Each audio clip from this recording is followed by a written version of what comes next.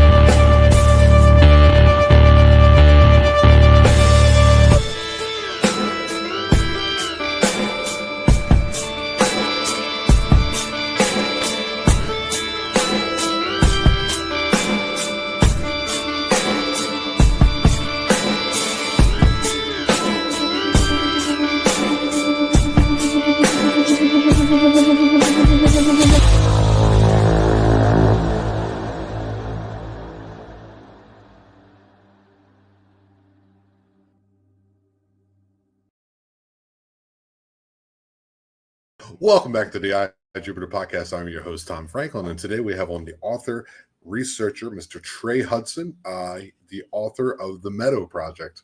We're going to go get into that a little bit, see what that's all about. He was recommended to me highly by Mr. Greg Ogles. Mr. Greg Ogles, of course, he recorded a film called Cryptid Expeditions, A Land Between the Lakes. Go ahead and check that out as well. If you keep finding yourself coming back to the I Jupiter podcast, please do me a favor, like and subscribe to the channel. The thumbs up, write a comment, anything that you could do. Put on the notification bell so that way you don't miss the upcoming episodes. You can also become a member if you'd like to and get some things before others do. That's also on the YouTube page. You can also follow me on Rumble. You can also find me on your favorite podcasting downloading app, and you can probably also locate me on any one of my social media things, which are basically Facebook and Instagram. All that's down in the link below. Now that we got all that out of the way, please let's welcome Mr. Trey Hudson. Howdy, Tom. How's everybody doing this evening? I'm doing well. It's been a long day of work, a lot of sanding and some physical labor, but I'm okay. What about yourself, sir? It's been a kind of a busy day here for me. I'm retired, but we've started getting a little bit more warm weather here in the southeast U.S. and been doing a few errands and projects, and just starting much like the vegetation just starting to come back to life. Maybe some spring cleaning, some honeydew days where your wife has you going around and doing things. Yeah. I thought retirement was supposed to be taking it easy, but it has not been that way at all. No. So, Mr. Hudson, please do me a favor. Please introduce yourself and let everyone know about you and where they can find you. Oh, okay. I'm Trey Hudson. I'll give you a little bit of my background and then go into some of my current projects.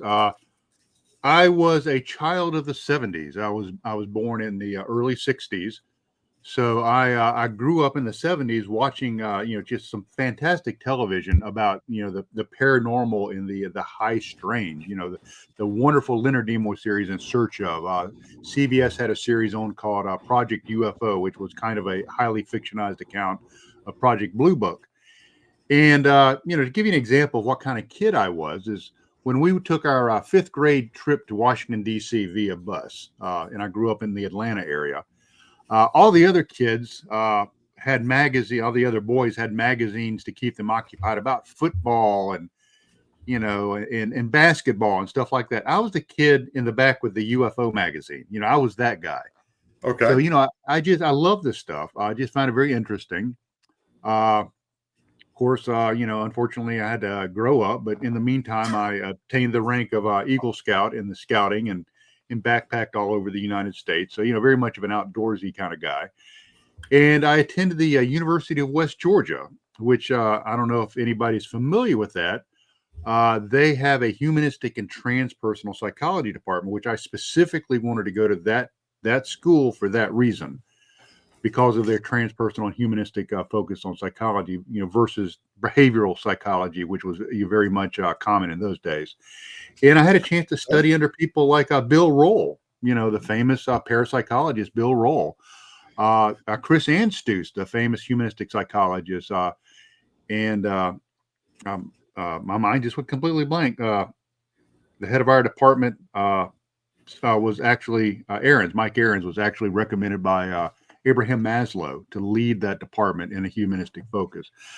So, I grew up, with that type of influence as a young guy. And then when I was in college and university, of course, I was getting another influence. And while I was in college, I earned a Army ROTC scholarship. I went on and was commissioned as a military intelligence officer in the reserves.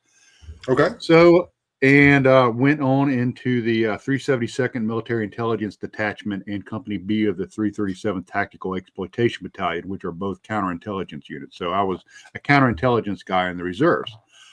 And of course, life just gets in the way of living, like it so often does. And I kind of had to put all my, my woo-woo interesting stuff kind of on the side and start moving into my career. Now, my career, while I was a reservist, my career was as a civil servant, as a security specialist. And I did everything as a security specialist, physical security of WMD. I was one of the guys that oversaw the security of about 7% of the U.S. chemical weapons stockpile, and that was still a viable weapon system. I did intelligence, counterintelligence, physical security, emergency management. I was spent in Afghanistan as a force protection and anti-terrorism officer.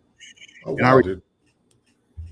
again, I said, wow, because I'm former Army myself, but you went, well, you did a completely different route. I was a 35 Delta, all source intelligence officer, in the I was a Army. 31 Romeo. Okay. And so I went civil service, Mhm. and I ended up getting injured early in my Army career. So I'm a 100% disabled vet now. Okay. And so I went the civil service route. So I was still working for the Green Machine and ended up retiring as the chief of intelligence and security management at one of our Department of Defense's organic industrial bases. And people don't know this, but the Department of Defense has factories that build things, huge factories, like, 25, mine had a 25 square mile footprint, huge facility. Oh, holy cow. All right. And so, I retired out of that. And once, I retired, I tell people I left my job and now I'm into my vocation, which once Yeah, again man. is jumping, head first into the woo. And in about, not getting too ahead of myself, in about 2016, I was with a group of people and we discovered a place of extreme high strangeness somewhere in America's Southland. And I'll tell people, and I do not disclose the location because I just do not want it overrun. It's south of the Mason-Dixon line and east of Arizona. I'll tell people that so they can pinpoint it and Yeah, there you put go. a dot. That narrows it down a bit. Put a dot right there. So, since I retired, I've written a book. I'm about 96% done with my second book. I've been highly researching the Meadow project. I lecture around, at conferences and stuff. I've been in Greg Ogle's Cryptic Encounters, Land Between the Lakes. I'm in about the first third of that. Okay. And just got done wrapping principal photography on another feature film. We finished up in November. Hope to release it sometimes in the first half of this year. So hopefully that'll be big. And then I'm also featured in another film that's coming up. So I've been doing a lot of that stuff. Staying busy, and that's pretty much me. That's I'm that's a mouthful. well, I mean, that was a lot, sir. I'm an ordinary guy who has had extraordinary opportunities in my life. I'm really nothing special. I just stumble into these situations and try to make the best of them. Yeah, show up in the right day with the right time with the right uniform. That's half the job, isn't it? That's what they told half us. Of it. Well, that's true. So you were it says I looked a little bit into today. Oh, okay. Surprising. You were the director at the Oxford Paranormal Society. What is that? Yeah, the Oxford Paranormal Society. If everybody recalls, back in the early 2000s, when ghost shows were the big thing, and you had ghost hunters and all of that stuff going on. And the especially the ghost hunter shows, the Atlantic Paranormal Society had affiliate groups all over the country and all over the world. And the Oxford Paranormal Society was founded by three guys and was an affiliate of the Taps family. So they got referrals from Taps and all of that to do regional investigations. And the three guys, like happens in a lot of things, they got burned out. It's a lot of work. And so they stepped back and they gave the Oxford Paranormal Society over to me. And under the Oxford Paranormal Society umbrella, we did the usual, haunted businesses and haunted houses. And I sound like, I'm treating that as blasé. It is not. I mean, I've had EVPs, apparitions, the whole gambit. I've seen all of that stuff, experienced all of that stuff. But we decided to start moving out because our referrals started diminishing as the popularity of these shows kind of started waning. The referrals also went down.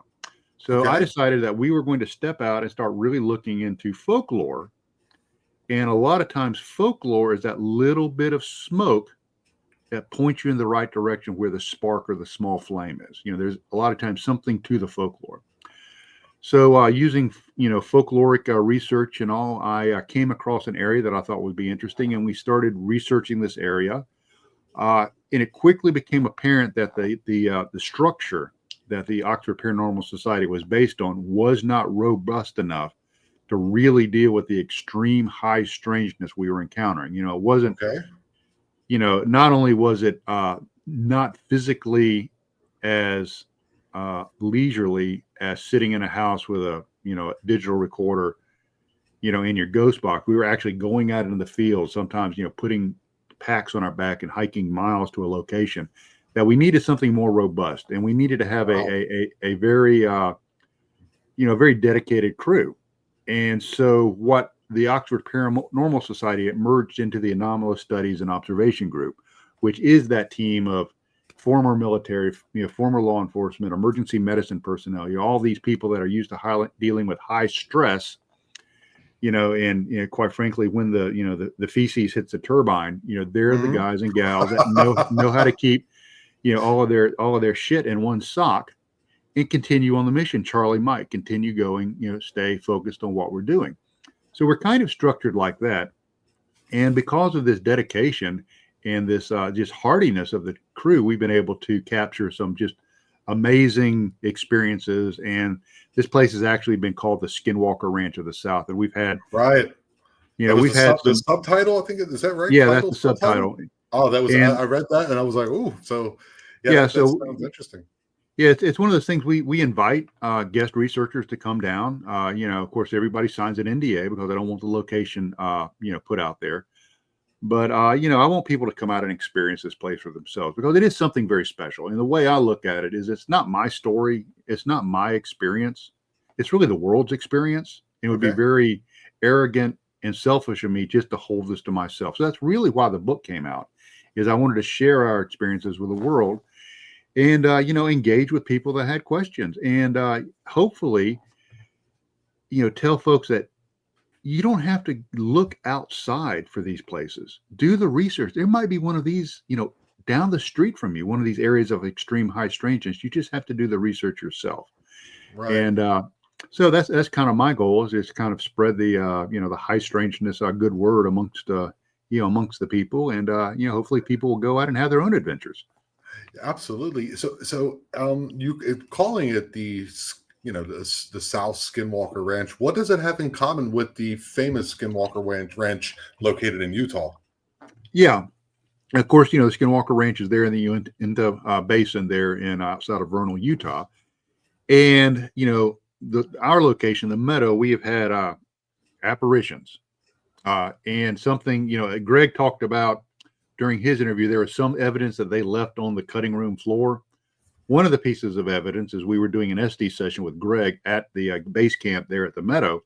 What's an SD session once again, sir? I'm sorry. An SD session is where you take a standard, ghost box. It scans the radio frequency. Oh, yeah. Okay. Mm-hmm. Fragments of words pop out, but you take a set of sound canceling earbuds, and shooting muffs and a blindfold, and you put them on the individual. That's the receiver.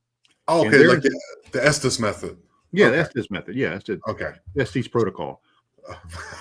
Yeah.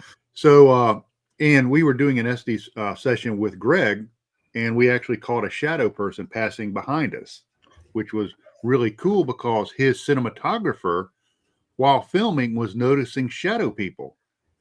And it rattled his cinematographer so bad he refuses to go back. So, Wow. so before they even saw the shadow person upon review of their footage, he had a testimony that he gave to Greg saying, I saw shadow peoples when we were filming you and Trey doing the SD session. So, that's the kind of stuff, so we've had shadow people, apparitions. We've had heat signatures that look like entities. We've had disembodied voices. We've had UFOs. Okay. And we've had one of those P things, a portal. But Yeah. the difference is we caught it on film. Yeah, he was telling me about a portal that he Yeah. ran into at the LBL, Yeah. where if you're in a certain angle, it's square, it's Mm-hmm. at a right angle to it, and then if you move to the side, it actually became thinner because it's like Yeah. a film. It's just such And, a wild concept. And like and you hear about these things, but when someone says yeah. someone is as yourself and Greg, it's like, okay, I'm listening now. That's pretty wild, man. And the weird thing is, and I'm working on a chapter, I have finished the chapter in my second book talking about squares and cubes. There seems to be something special about squares and cubes as it pertains to portals. And I don't know if Right? you're familiar with Katie Page and the Colorado Ranch. No, I'm Uh, not. that was actually featured, I think, several episodes on season 2 of Beyond Skinwalker Ranch. It was researched heavily by APRO under Leo Sprinkle was a lead investigator on that case back in the 70s. And it was a place that had a lot of strange, crazy stuff going on. And they had boxes and cubes appearing on the ranch. Of course, you have many sightings of boxes and cubes. In Brazil, there were actually reports of villagers being injured by what they call the chupa chupas or suckers, Yeah. which were described as flying refrigerators that would shoot out beams of light and incapacitate people, actually have physiological manifestations from their encounters with these objects. You go back to Skinwalker Ranch, if you read Knapp's and Collar's book, Hunt for the Skinwalker, they talk about some of the early things encountered by NIDS and the people, I think of the Bradshaws, actually encountered like flying dumpsters or things that look like a squared box like a Winnebago that would fly around. That's So, so strange. yeah, That's there's such a something about strange that. phenomenon. So there's something about these boxes and cubes. Of course, like I said, we had those out at the ranch in Colorado, had them at Skinwalker Ranch. We've had 2 instances of them at the Meadow. And then Greg, once again, sees a box or rectangular type apparition that appears in front of him. And we also have had like a box type apparition that's only visible from one angle. If you move to the side, you can't see it. It's only, you've got to be, like at Been Hogwarts, on you've got to that be standing in the right place, to right see at the the enchantment. 7.5 platform. Yes. Right. Or 3/4 or whatever, 5/8, can't remember. Yeah. Yeah. So you're in the Paranormal Society and you're studying folklore. Is this one of the places you ran across? Yeah. The way it worked is I'd been studying the folklore of this area, and it had like a really rich folklore. There was like, of course, a haunted cemetery. If you drove through the cemetery, the ghost would pop up on the side and scratch your cars. The really, really good, meaty, folkloric stuff. I went back and looked at First Nation stuff, the Native Americans, and there was a lot of Mhm. folklore in this area. There was an entity called the Spearfinger Witch, and then another entity called the Raven Mocker, which are kind of Skinwalker type entities, but down in the Southland, versus the Skinwalker, there in the Uinta Basin, and I started looking through BFRO reports, Bigfoot reports, and I took my old Intel guy hat on, and back during the Cold War. We had pieces of acetate we would hang over our boards, and we would draw, avenues of approach and key terrain and all of this stuff on our battle boards, so we could advise the commanders on which course to take. So Okay. I kind of use that same kind of philosophy. Of course, I didn't tape a big piece of acetate up on a map, but I started taking a map of the area, went to BFRO and some of the other Bigfoot organizations, and I started making dots where there were Bigfoot reports. And then I went to like a MUFON and I started making dots where there were UFO reports. And then I went into the folklore and other documentation about ghosts. And I started making dots. And there are these geo concentrations of high strangeness. Anybody can do this. This isn't magic. I mean, anybody can do the research and find these places themselves. And this area was one of those places. Okay. So was a really well-known Bigfoot researcher here in the South named Bob Wilson, who I befriended, and he wanted to go out with me and look into this area because we were kind of looking at it from maybe a Bigfoot perspective. Of course, I was always interested in Bigfoot also, and so we went out there, and Bob's stayed in base camp. His research partner and I went about 20 miles south to an area that I thought possibly was very interesting, and we had nothing go on. Nothing happened. So we radioed him. We were having to use a repeater, so we bounced up off the mountain and was able to communicate with him down on the other side of the mountain. And he said, we're coming back. And he said, well, wait until you get back. I'll tell you what happened to me. And it's like, no, tell us now. We were like kids at Christmas. He goes, no, I'll tell you when I get back. And I was like, well, you're a turd, but okay. And, so we made the 20-mile drive back, on these very narrow, one-lane dirt, chert gravel roads, trying to figure out what was going on with them. And we got there and he told us about this amazing UAP sighting he had, or UFO sighting. I'm going to go back to the old term, UFO. Yes. And he said that he had been, it was February. It was actually in, it was actually in January 2016. And it was a drizzly, rainy night in the southern mountainous regions, of this part of the country. It was just miserable, low to mid 40s, rainy, just icky. And Bob had been drinking a lot of coffee to stay warm and to try to stay awake because he was mining base camp. And so, the law of fluid dynamics comes into effect. What goes in has got to eventually go out somewhere. So Bob's coffee had to go somewhere. Okay. So Bob stepped. I'm trying to be polite here. Bob stepped out behind the camp and was relieving himself. And he looked up and he saw a large luminous orb about the size of the moon. And the first thing that popped into his mind is, we all have our normalcy bias. We like to take experiences and we try to relate them to the experiences we've already had. That's easier to understand. And we all have that ball and chain of our normalcy bias that we drag around. So he looks at that and he's like, oh, well, that's the moon. The moon has come up and it's cleared off. And maybe this, all this drizzle and cloud cover will leave. And then the moon starts doing something very unique. It started moving sideways. It moved for, a few degrees across the sky, and it stopped. And then a black pinprick appeared in the middle of this orb. And it grew larger and larger and larger, like the iris of a camera opening up. And then it completely winked out. And so that was his UFO sighting. And the really cool thing is we've had another sighting of that same thing years and years and years later at the exact same location. So that's kind of what started. And we're like, well, forget about all this Bigfoot crap. Let's really start looking at this place. So the next day we went out and we started scouting around, and we found about a quarter to half a mile from our base camp where this happened, where the UFO thing happened, a large meadow or field. And I'm talking like several acres, really big, really, maybe 6 acres field. And it had, vegetation like grass kind of stuff, in the bottom of it. It had a ridge on, let me get my bearings here. It had a ridge on the south side. It had a large creek or small river on the north. Very important. And it had, pieces of quartz that laid all over, the top of the ground. Okay. All And right. we thought this would be a really cool place to kind of base our research logistically for several reasons. Number one is if a cryptid moved across this big open area, it would leave a track trap.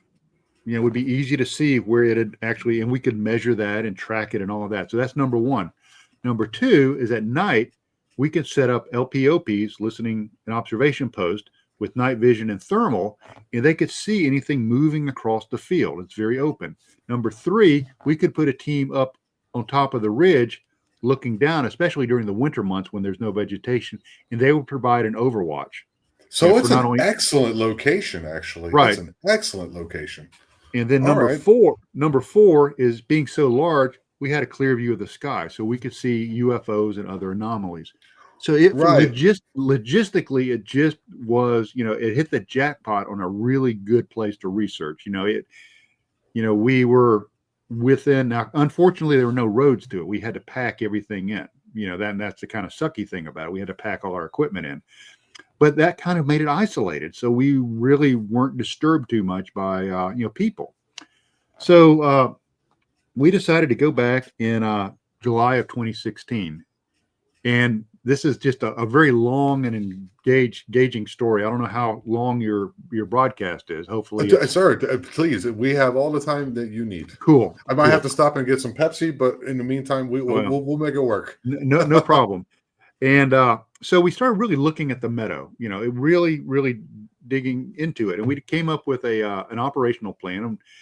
And since a lot of our guys and gals, understand how military operations work, is I actually develop an operations plan, a 5-paragraph op order, just like we all did in the military.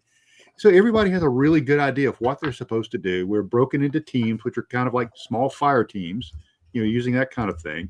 You have a tactical commander and an operational commander. Operational commander is over the whole expedition. Tactical commanders in charge of what actually goes on out in the field. And so everybody has a job, and everybody knows what their job is. And so we'd come up with an operations order, and the operations orders for that particular weekend in 2016 was we were going to have multiple teams set up in the Meadow on the periphery looking into the Meadow with their equipment. And then we were going to have a single ridge runner move across the top of the ridge to the south and see if he could flush anything down into the Meadow or if he could see anything from his higher vantage point. Sounds like a great plan. So all of the teams got set up in their LPOPs out in the Meadow. We radioed back to our ridge runner, who was once again Bob, the guy that saw the UFO. You're going to find out that there's a commonality of Bob being just a weird, crazy shit magnet. He's just like the weird guy this stuff always happens to. And so, we radioed Bob, we're ready for you to start moving.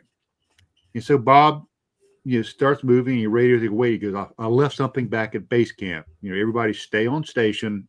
Let me go back, and I'll radio you and let you know when I'm at the base of the ridge and I start moving along the trail along the top of the ridge.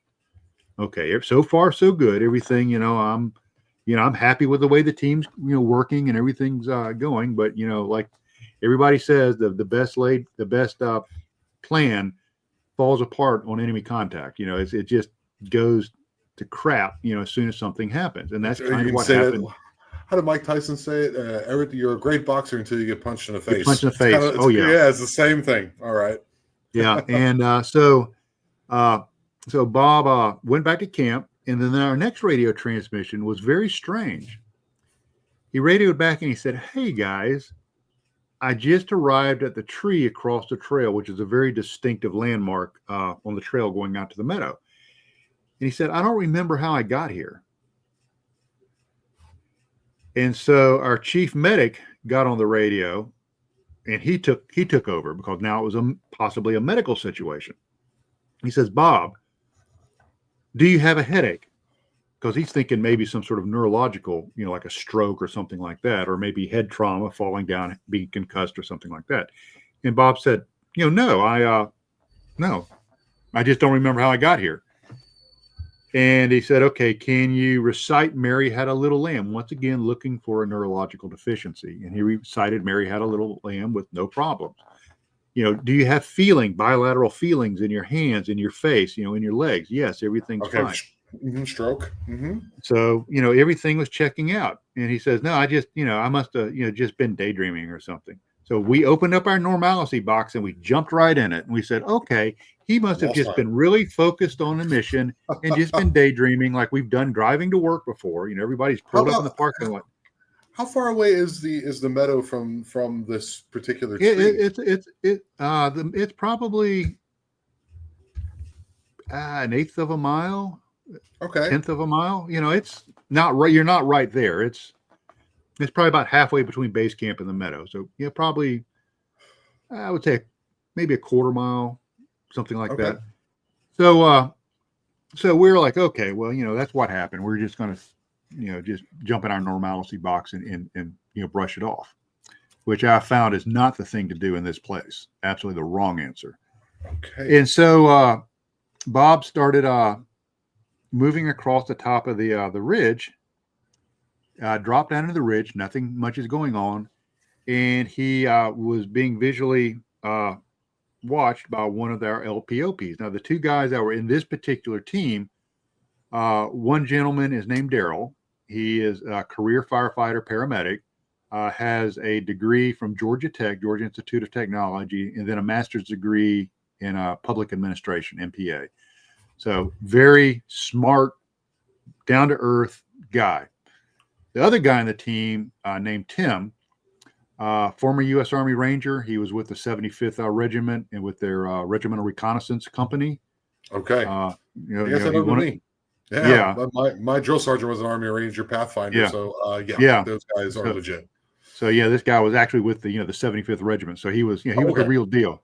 Yeah. And he also had a dual degrees from Georgia Tech in philosophy and physics. Okay. And he worked with one of the big companies doing AI kind of stuff, like self-driving cars and things like that. So these are the two guys that actually observed what I'm getting ready to tell you next. Because kind of like in the commercials you see on TV, but wait, there's more. So they watch Bob come down off of the ridge, and they're watching him through their thermals. So they can see him. They can see that actually his heat signature as he drops down off the ridge and starts working his way across the extreme east end of the meadow. And so they drop their thermals, and right where he was, they drop them. They see a red orb, and this red orb moves about 100 meters, and we calculated it. It was about 22 miles an hour. This thing moved, and when the red orb stopped, it winked out, and they quickly brought their thermals up, and Bob's heat signature is standing right there where the orb was. Oh my! And they bring the radio up, and they key it, and they say, "Bob, are you okay?" And they're watching through the thermals, and they see the heat signature bring a handy talkie up, key it, and said, "I'm fine. Why?" And they say, "Hey, you need to come over here and talk to us." So he comes over to them, and they explain what they saw. You just turned into a red orb of energy and moved, 100 meters in a few seconds. And he's like, "No, I didn't. I just walked over here." And they said, "No, we saw it. Did you run?" And he goes, "You can't run over this terrain. It's too rugged." He goes, "I'm too damn old to run." At 22 miles an hour, that's like some NFL player, like some I mean, it's like record breaking. it's fast. It's crazy. And so here's the thing: is from his perspective, he just walked over to him. They're not like just average stroll through a night stroll through the meadow. To them, he changed into an orb of energy and moved at a very rapid speed. Here's where it gets interesting. If we start really digging down into quantum effects, you have something called the dual slit experiment, where light is a wave and a particle, but both at the same time. And then of course, you have Schrodinger's cats. It's alive and it's dead, both at the same time. So what if we were experiencing dual realities, except these are not in the quantum state, but in a macro state? What if two realities actually are existing in a macro state? And then you start peeling back the onion to a lot of paranormal stuff, if that's a possibility. That answers a lot of questions, when you start looking at it like that. So, you would think that the weekend has had enough high strangeness already. Yeah. No, Yeah. no, Yeah. This is wild. no. There's a folkloric hominid in that area. It's very distinctive. People, talked about it folklorically for a long time.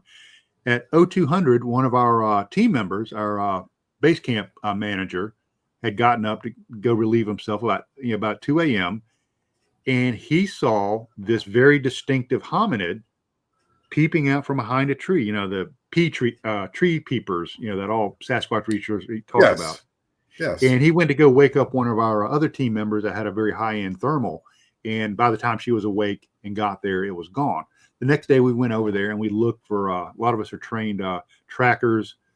And so we went to look to see if we could find any track lines or disturbed vegetation, any disturbance on the tree. And we couldn't find anything. But whatever this hominid was, it was actually there watching the camp. So once again, it validates the folklore that we had, researched before. Okay, so then Bob comes over to where we were all talking. And he has his GPS in his hand. A little bit about Bob's background. He's retired law enforcement. He worked many years in California as a backcountry search and rescue guy. Okay. So he's a rugged outdoorsman. He's the guy that they would helicopter in with a cadaver dog and him and drop him somewhere and say, radio us when you find, the decedent. So he, being that way, he always keeps the track feature running on his GPS. It always tracks where he is. He goes, I want to show you guys the track line from last night. Okay. And he holds it up on his GPS, and it shows him crossing the river with straight track lines several kilometers, going all over the place. But you can't travel in a straight line over this terrain. You can't travel in a straight line by foot. It's too rugged. You can't travel in a straight line. There's no roads. But how can you travel in a straight line over terrain like that? If you're an orb. In the air. Right. So we were like really kind of dumbfounded, and just amazed by that. And we said, okay, when we get back home, everybody goes back home, save that data, send us the raw files, and we'll all open up our Garmin, programs, our apps, so we can really dig down and analyze what was going on. And when he got home, he fired up his GPS. The track line was erased. It was gone. Oh my God. Dude. So in 2024, I think that's right, 2024, we had a chance to, Bob unfortunately passed away not too long ago, but last year we had a chance to do some hypnotic regression. We have a psychotherapist on our team. And we went and tried to do a hypnotic regression on that missing time. And the hypnotherapist was not able to break whatever that block was on that missing time. Yes, he just said simply he cannot remember what happened from the time he left the base camp to where he got where the tree crossed the trail. It's such an interesting reverse of what normally happens. What normally happens, a person will report something and people will go, whatever, but you got an eyewitness, you have GPS tracking that you all seen, and then he goes in for the regression and then it's unable to be told. I've never heard of that. Yeah, and we did a regression on, about the orb thing, and he said, I just walked over there. During the regression, he says, I walked over there, I met up with Tim and Daryl, and so from his perspective, he has a complete blank on traveling that section of trail. And then to him, he has no recollection of anything weird about his track line, and he doesn't remember, the orb thing. So unfortunately, he died not long after that, so we were not able to really dig down into that. But that's interesting that, we were not, and the therapist and I talked about it, and we think that we might have been able, with a few more sessions, to crack through that mental block, and find out what actually happened in that missing time. So a rational person, if you've had all of this go on in a 3-day period of time, would you think that this was somewhere to continue to investigate and research? Absolutely. Yeah. Yeah. I mean, of course we did too. It's like, hey, we hit the freaking jackpot. And I started thinking, I'm like, wow, this is starting to sound like a place out in Utah that I'm familiar with. But let's see what happens, later on. So we go back in 2017, once again in February. it's really important that the winter months are our key research months, because the Hmm. vegetation is gone. There's not a lot of people there, and Okay. so it makes a I lot thought of it was like sense. a trial and error thing that you just found out of February, but it does make sense because the Yeah, vegetation you can see. Right. logistically it makes sense, and our thermals work better when the ambient temperature is colder. Okay. So once again we went back out there, except we changed one thing in our research protocols: is nobody goes by themselves. His missing time kind of rattled us a little bit. So our new protocol is nobody goes out by themselves. And so we set up the same criteria as before, the same operational template, as we had teams set up with their thermals and night vision, except this time we were going to have a 3-person team run across the top of the ridge and see if they could flush anything down in there. And I was on the team that moved across the top of the ridge that night. So we're moving across the top of the ridge, and we stop near the extreme east end of the ridge, and we're scanning with our thermals, and we pick up a heat signature. Now, we had been seeing deer and other things, but this heat signature was unique. It started off as a man-sized heat signature. I'm not saying man-shaped. I'm saying man-sized. So you think about, maybe 1.5 meters wide, maybe 2 meters tall. About 18 inches wide, about 6 foot tall, something about like that. And this heat signature is tall, short, tall, short, tall, and then splits into two and then vanishes. And so it's like, okay, well, that's unique. That's really strange. So we quickly dropped down into the meadow, and we've kind of put this this experience in our hip pocket to talk about later with everybody. And we get a radio transmission from our team member that's kind of on the west end of the meadow, and they say, "Hey, come over here. We've got something on thermal." So we beat feet over there, and it took us a little while to hike over there because it's a pretty large, like I said, large, expansive area. We got over there, and they said, "We've been seeing these boxes on thermal that are actually colder than the ambient temperature." Let me think. I think that's right. I think they were colder, not hotter. And they said they would see it in one part of the meadow, then it would disappear, then it would pop up in another part of the meadow, and then disappear, then it popped up in another part. And just before we got there, one had popped up, and it had basically was starting to diminish where you couldn't see it anymore. So we got over there, and they were telling us about this, and we said, well, let's dispatch a team to where this thing was and see if there's any physiological or any physical changes to the ground, or we can pick up EMFs or anything like that. So we sent a team over there, a 3-man team, and we're watching them on thermal. Now we had this on film, and so excuse me. So they walk over to the where the remnant of this thing was, and as soon as they cross the threshold where this thing had been, their heat signatures completely disappear from thermal. I mean, gone, like they don't exist. And this is February. There's no vegetation, and we have gone back and tried to recreate that, and are not able to do it, even having people move through vegetation at the same time of year. Even with thick vegetation, you can still see parts of their heat signature. You cannot completely obliterate it. But these 3 guys, grown men, were gone. It's And almost then as when if, they it's almost as if they walk behind something, almost kind of like exactly, something. that's what Right. it looked like. And this film was featured on I think it's Alien Encounters, Fact or Fiction. It was a Discovery Channel show back about a year ago, and they had 3 people analyze this, and basically they came up with inconclusive. And that was one of their things is if it was hoaxed, you could put up like a a thermally opaque sheet or something and walk behind it. But we had about 10 witnesses to this thing. There were like a lot of people, and so we were not able to recreate it.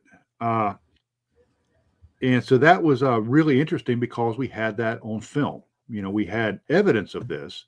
We had eyewitness testimony on this. And we also had the experiences of the individuals that went into it. And what they said is when they went into it, when they crossed that threshold, they said, we walked into it unencumbered.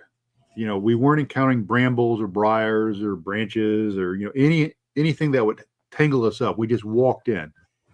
It was very cold. It was very quiet, and it was very dark, like being inside of a room with blackout curtains, just very dark. They were in there for a few seconds, maybe 60 seconds. They turned around and came out, except when they came out, they were encountering branches and briars and all of this coming out. They had to kind of fight their way out.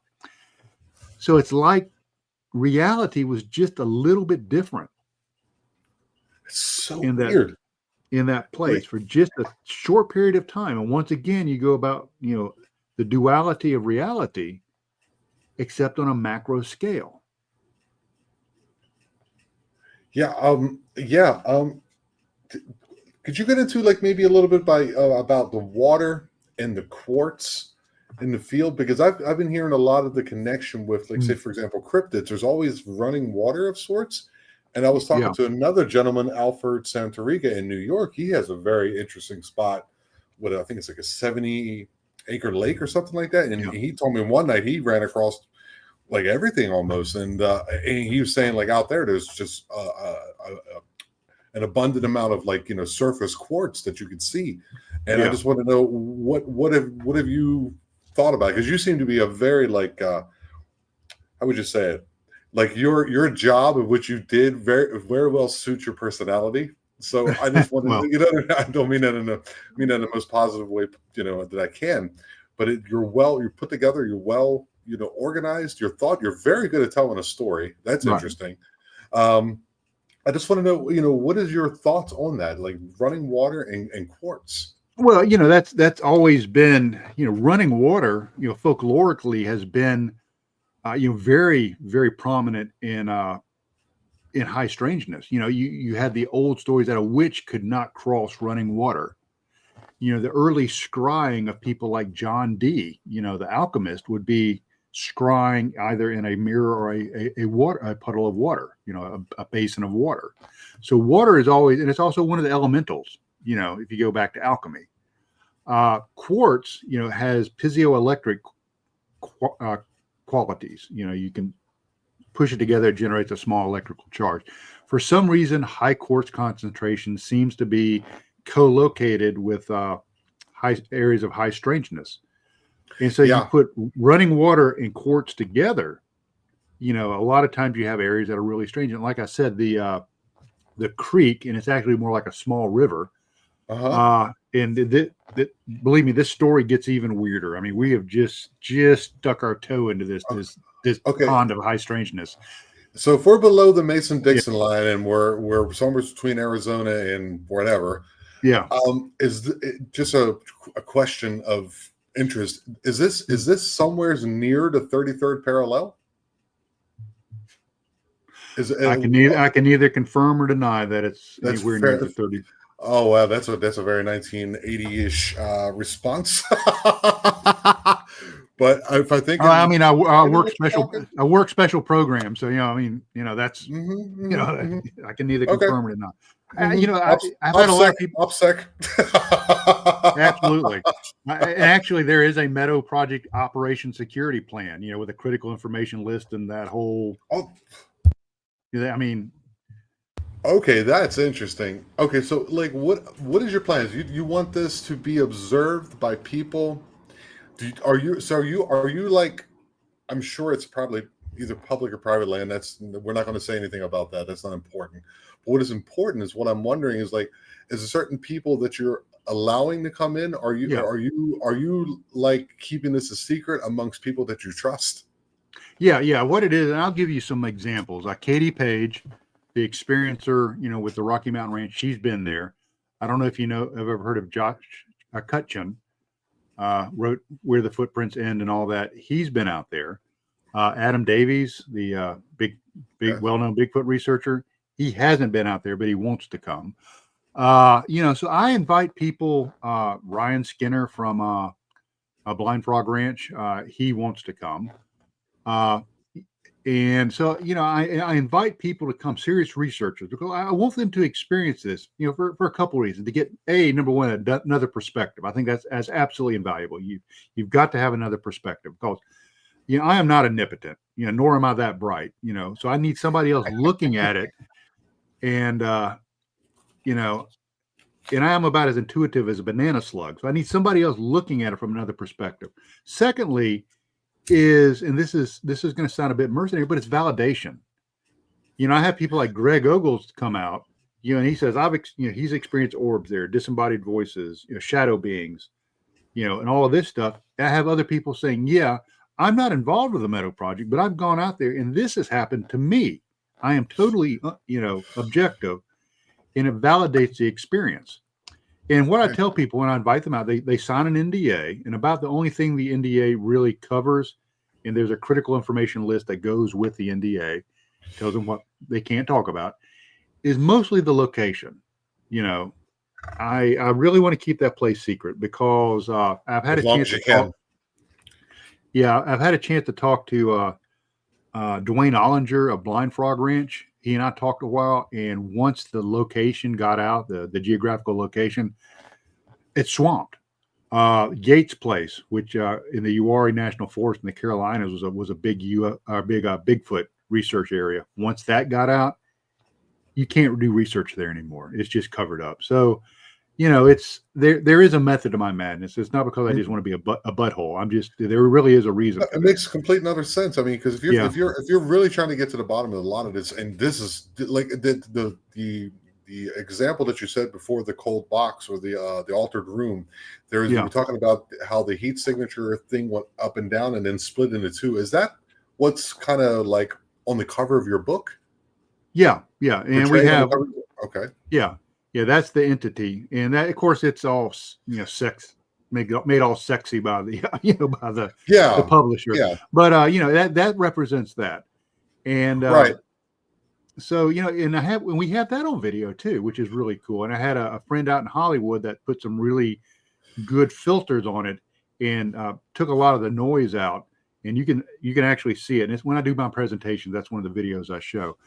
And I also show the box video. So that's pretty cool. So that is that's in 2017. And here's where it gets even weirder. Is so we're standing there discussing the team going into the box and coming out. Now let me back up. While the team was going into the box, one of my thermal operators is filming it, and she turns to her right, and there's a small copse of trees, a little grouping of trees to her right. And she goes, there they are. She turns to the right and she goes, who or what are those? And there were two heat signatures watching us that weren't, and nobody moves off station without permission. And as far as we know, that was not one of our teams, that was, right there in that copse of trees watching us. So it's kind of like the first instance you were talking about, but in a different way, like where it's separated, where there's two different perspectives. That is so strange. How do you even begin to scientifically explain something like this? I'm sure you're going through a checklist trying to get your boxes and everything, but this is why it's so interesting. Yeah, ASOC has in our mission statement, and I'm not going to read it verbatim. I'm not going to bore anybody. But one of our purposes is these things happen, these experiences happen. And you have to look at them from 2 points of view. The first is the empirical. Did I detect radiation? Was there a drop in temperature? Are there any EMFs? That's important. But equally as important is the experiential. Is what is the human experience? Because if there's aren't humans experiencing this, what's the point of even bother taking down the data? Because these are human experiences. The best piece of equipment that a researcher can take out in the field with them is themselves. The human being is the best detector of high strangeness. And so what we try to do is marry these two philosophies together. And something else we don't do is we don't put things in a box. I will gladly take some of the best methods and best tools out of the paranormal toolbox, like we talked about over the Estes session, the Estes protocol. Right. Bring that from the paranormal world, apply it to this. I'll bring research, type techniques from the Bigfoot world, bring it into this. Anything that we can put in our toolbox and works, we'll do it.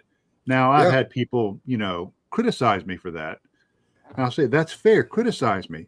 But I'll tell you what, I'll put our recorded up experiences up against yours.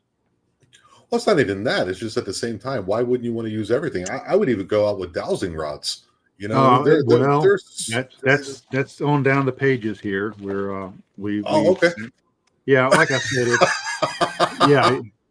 we've tried it all, and a lot of times we get really crazy results. So let's that was 2017. Okay. So let's keep on rocking and rolling if you've got the time. Just, April of I'm 2018. here for it. We noticed when in April of 2018 we were going through some of our photographs that were taken back in 2017 during the February outing. In one of the photographs, we saw what looks like a cryptid watching us from the extreme west end of the meadow as I was out there briefing people during the daytime. So, people, it's so a blob spot. It's a blob spot. You're facing south, and it's on the west, so it'll be on the right side. Well, basically, I'm facing like this, and if you look down past me to the west, if you look in the woods, you can see it looks like the head of a. So when you drew out the meadow, the size and the ridge being to the south, I'm thinking of lighting. I'm thinking of observation and the creek being on the other side. So if you're saying it's to the west, either you're on the ridge and it's down to your left, or you're in the meadow looking and it's up to your right. So that's just my brain. I don't know if you can see that. That's kind of a representation of the meadow. Oh, okay. It's got some interesting little patches in there too. All right. It's got like some little tree, or is that elevation lines? No, those are trees. That's where the vegetation. Okay. Mm-hmm. Yeah. So it's kind of like an amoeba kind of shaped thing. Yeah. And we saw that. So maybe that fits in with the folklore of Bigfoot being around there, et cetera, et cetera. And, it's a blob squatch. I can't say it was definitely a hominid, but it was an interesting photograph. So we noticed that photograph. We decided we were going to hike to another location. Now, it's interesting that the Meadow project isn't just the Meadow. This whole area, this small region, is just steeped in high strangeness. So we had found another meadow that was about 7 miles from base camp. And so we packed up our gear, and we lugged our gear 7 miles to this remote field, not the meadow, but another field. And researching other fields will become significant later on. Mm-hmm. So we got there, and we set up, and we were on a fire break. And I don't know if you are familiar with fire breaks. They're basically like maybe 10-foot wide swaths in a forest that are bulldozed and cut. It's almost like a road, but it's so fire won't jump break. Over. Mm-hmm. It's for wildfire control. So we camped in the break. Most of us had hammocks since this was April, and we had one individual that had a small one-person tent that he set up right in the middle of the fire break. Well, about 2 a.m. that night, two team members said they saw a beam of light shoot down the fire break.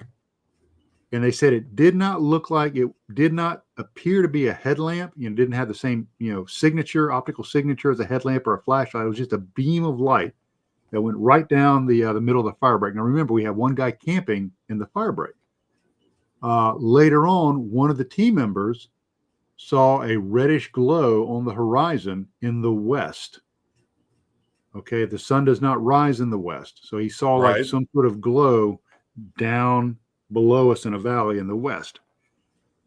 The guy that was camping in the tent got up the next morning as we were packing up our gear, striking camp, and he had a military rucksack, and he had the waist belt expanded, and he just sat his rucksack down. Okay. So it was just sitting in the fire break, and there was a stick that went under one side of the belt and came out across the top of the belt on the other side. So like something had woven a stick through his hip belt. I'm going to see if I can find the photograph here. It's a little easier to see. So, we had looked for anywhere that might have, the stick might have come from. Maybe he broke it as he was putting his pack down, anything like that. But we could not find any explanation for what caused that pack. And I'm going to see if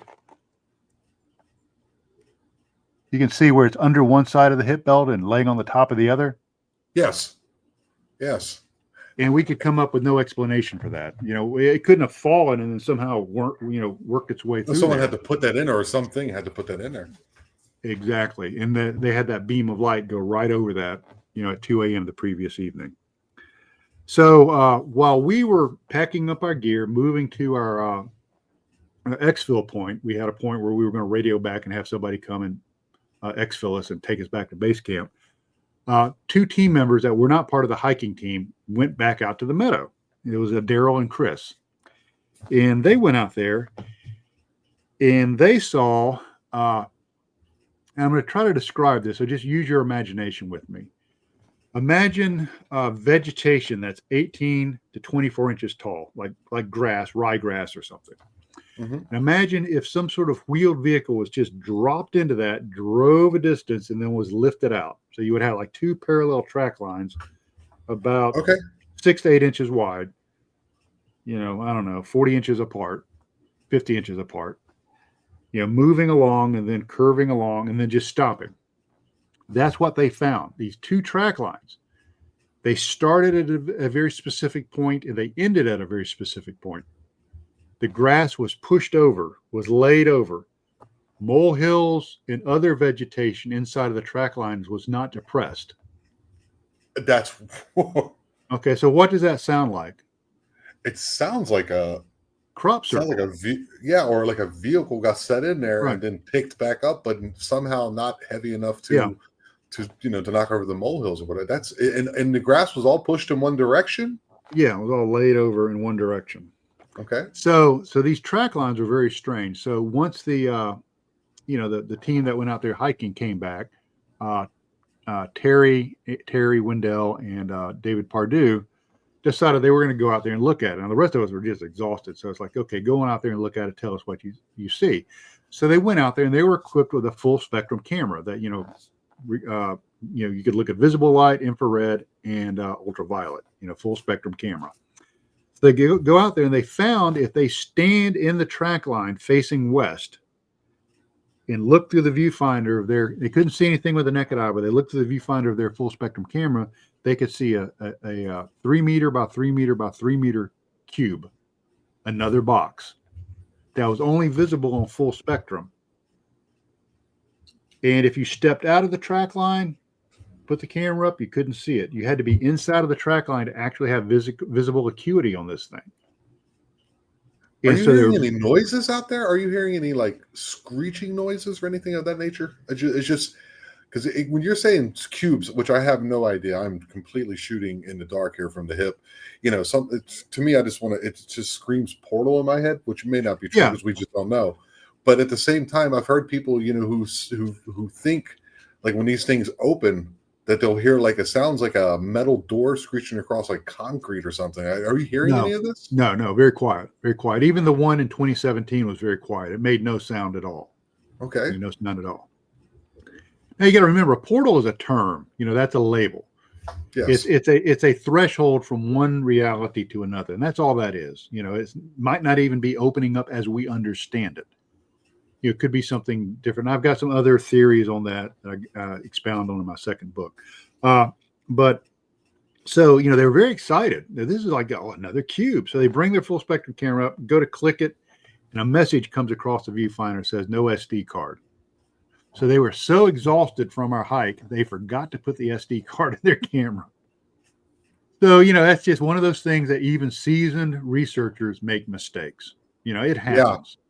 Yeah. And so, I've got their affidavits, so that's pretty, that's pretty good. That's pretty you cool. Literally made them write an affidavit? Oh yeah. Well, I've got a whole file. All right, you all right, dude. All right, you're the guy. No, we do affidavits, we do after action reports. Holy cow. Yeah. Wow. Why would you not do this? Is serious stuff. Why would you not do it that way? No, I just never, I'm not trying to be disrespectful in any manner. It's just like, it's just I've never heard it so, how would you say it? Like correct. I would say correctly done. It's just I've never heard it before that way, and it's just like, wow, affidavit. I've never heard it before. Sorry. Yeah. I mean, I'm kind of teasing you. A lot of people, and this is their description of our group, professional. That's the term other people use. That's a good way of saying it. Yeah. But unfortunately, like professionals, we don't get paid, so we're not really professionals. But anyway, that's another story. So anyway, that was April of 2018. So groovy. Everything is rocking on so far. November 2019. Some weekends are more active than others, or some expeditions are more active. That's the way it is. But in November 2019, we went out there and we decided to do an SD session in the Meadow. Actually take the equipment out into the Meadow. So we did that. And in my book, there's a transcript. I literally transcribed the entire SD session. And it sounds like we were in contact with an entity. And for people that aren't familiar with the SD session, it's like I said earlier, you put on sound canceling earphones, earbuds, muffs, blindfold. You have a person that's a receiver, another one that's an interrogator or questioner. Questions are asked. The person that is the receiver can't hear or see, and they're told if you hear a word come through the ghost box, regardless of how stupid it sounds, repeat it. So if you hear rutabaga, just say out loud rutabaga. So during this course, it appears, and we have this on video too, that we are in contact with some sort of entity. And what's really crazy is when I start digging down into it, and I'm talking about the portals or the cubes, and I say, are they a manifestation of plasma energy and magnetism? Because there's been some research about microsingularities in our upper atmosphere with cosmic rays and plasma. The entity started getting really pissed off. It did not want to answer those questions. And later after we get done here, I can send you the link to that SD session. I think you'll find it very interesting. I'd love that. And so, so that was kind of the highlight of that, is that whole transcript was very cool. When I show it during, lectures, I just ask people to say, I don't want to influence you. Do you think, audience, we were making contact with something else? Just from what you heard. And what you heard is reality. That's what happened. And usually about 90% of the people say, yes, we think you were in contact with something. It appeared to be, some sort of sentient, intelligent something, and there was bilateral communication. So that's pretty cool. That was kind of neat. So we go back in January of 2020. So we're starting to get more current now.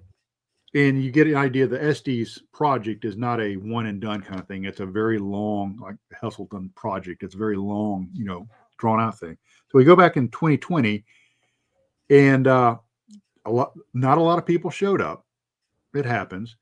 And so one of my research partners, Kristen, who is a emergency room nurse, educated lady, used to, dealing in high stress, she and I decided we were going to go out to the Meadow and do base readings, baselines. So we had the locations, the lat longs of all these locations where we had individual incidences of high strange. That's something else we do, is we actually record the latitude, longitude of exactly where the stuff happened. And so we went out and we were recording EMF baselines and radiation baselines. Now, note that the radiation baselines in this area are about 0.06 microsieverts per hour. Okay, that's pretty common. That's about background radiation. Background radiation, yeah. And so we go out and we're recording all this stuff, and we decided that we were going to cross the small river, because it was a pretty warm day for being January, and see what was on the other side, because we just never really explored over there, and we had the time to do it. And we just had a few instruments with us, so we weren't too terribly encumbered. So, we rolled up our pants legs and, pulled up our long johns, and we waded across the river with our boots around our neck. And so I waded across the river in our small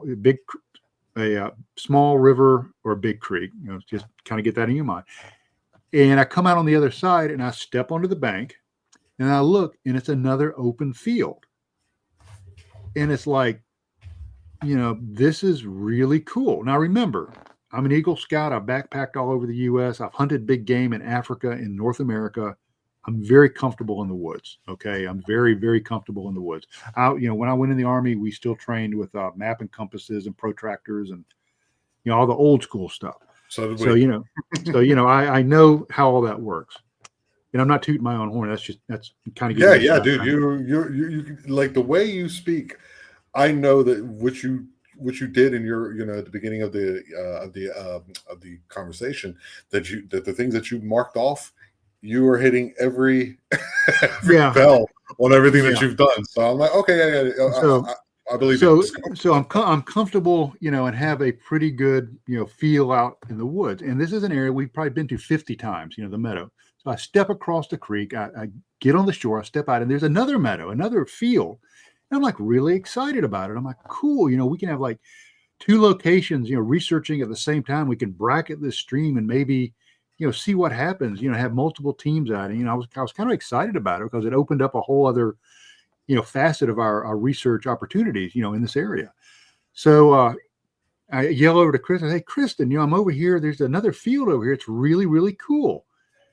And she's like, what are you talking about? I said, it's really neat. I said, it's a new field. You got to see it.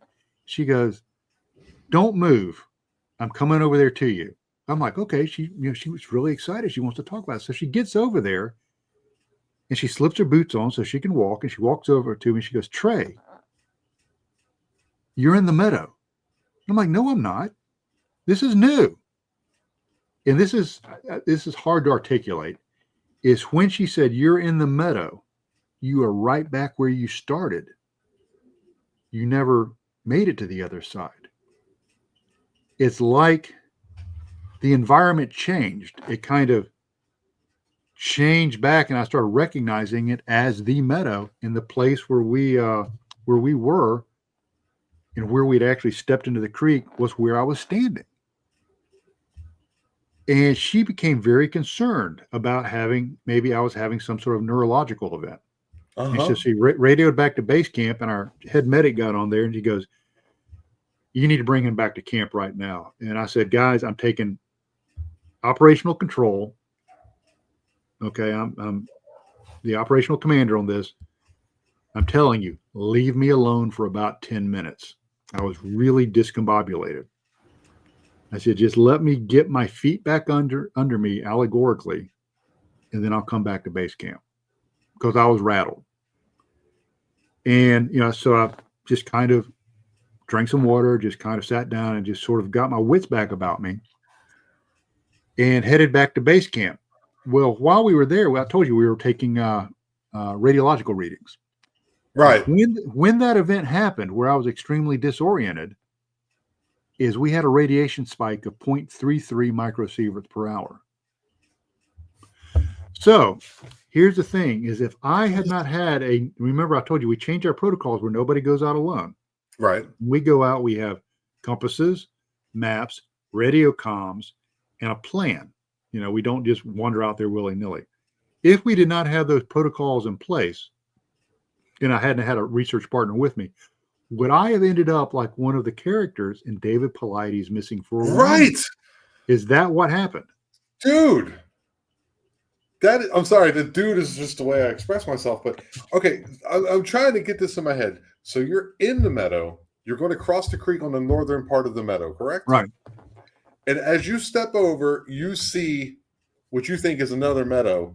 Right. But basically you stepped somehow backwards into the meadow itself and became completely confused. And at the same time, your Geiger counter of sorts, I guess that's the wording for it. Yeah, it was a Geiger counter. Jumped from 0.06 to 0.33. Almost 3. Yeah. So that and all right, dude.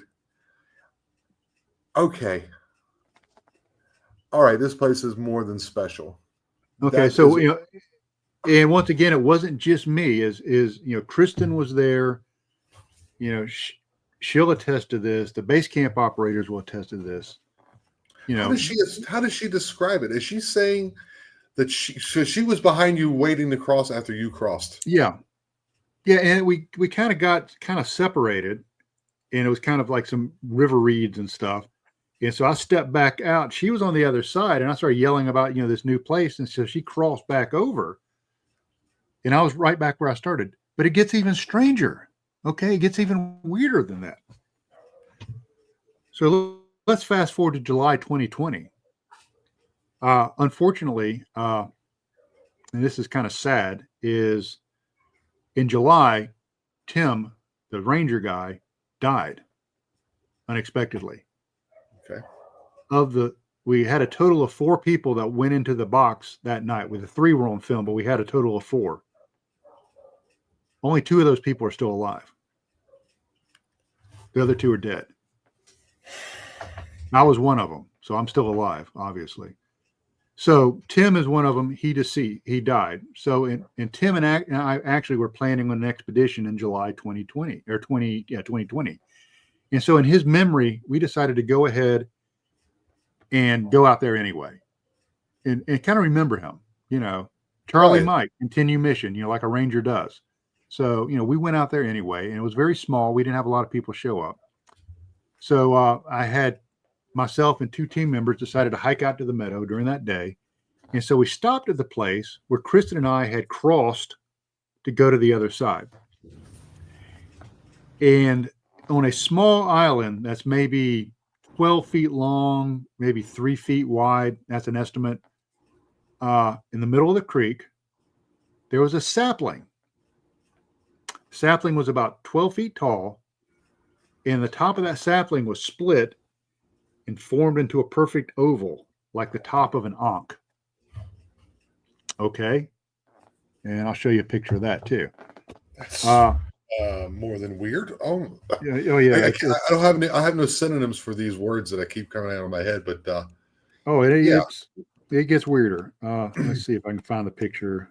Dang it! Oh, there we go. See if you can see that right there. Let's see. I don't know if you can see that kind of. Yes. Yeah, I can see it now. That's the top of the sapling. So how would a sapling grow out and then mysteriously grow back together?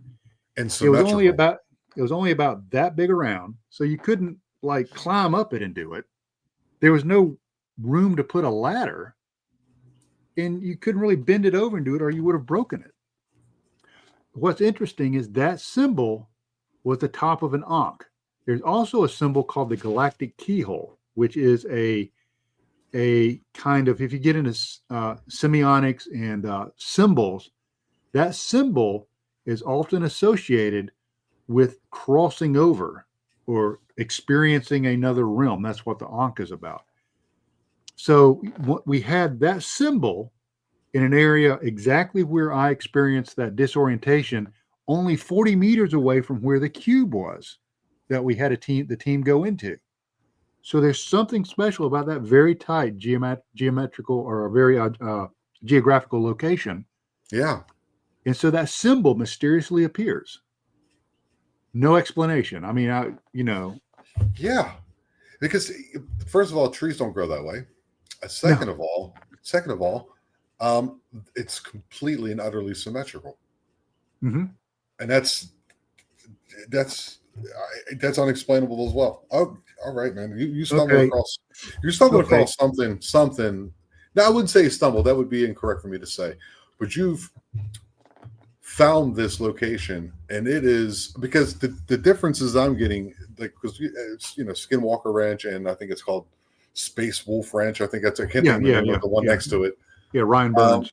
Yes, it's a different environment. It's kind of more open. It's more of an open type environment.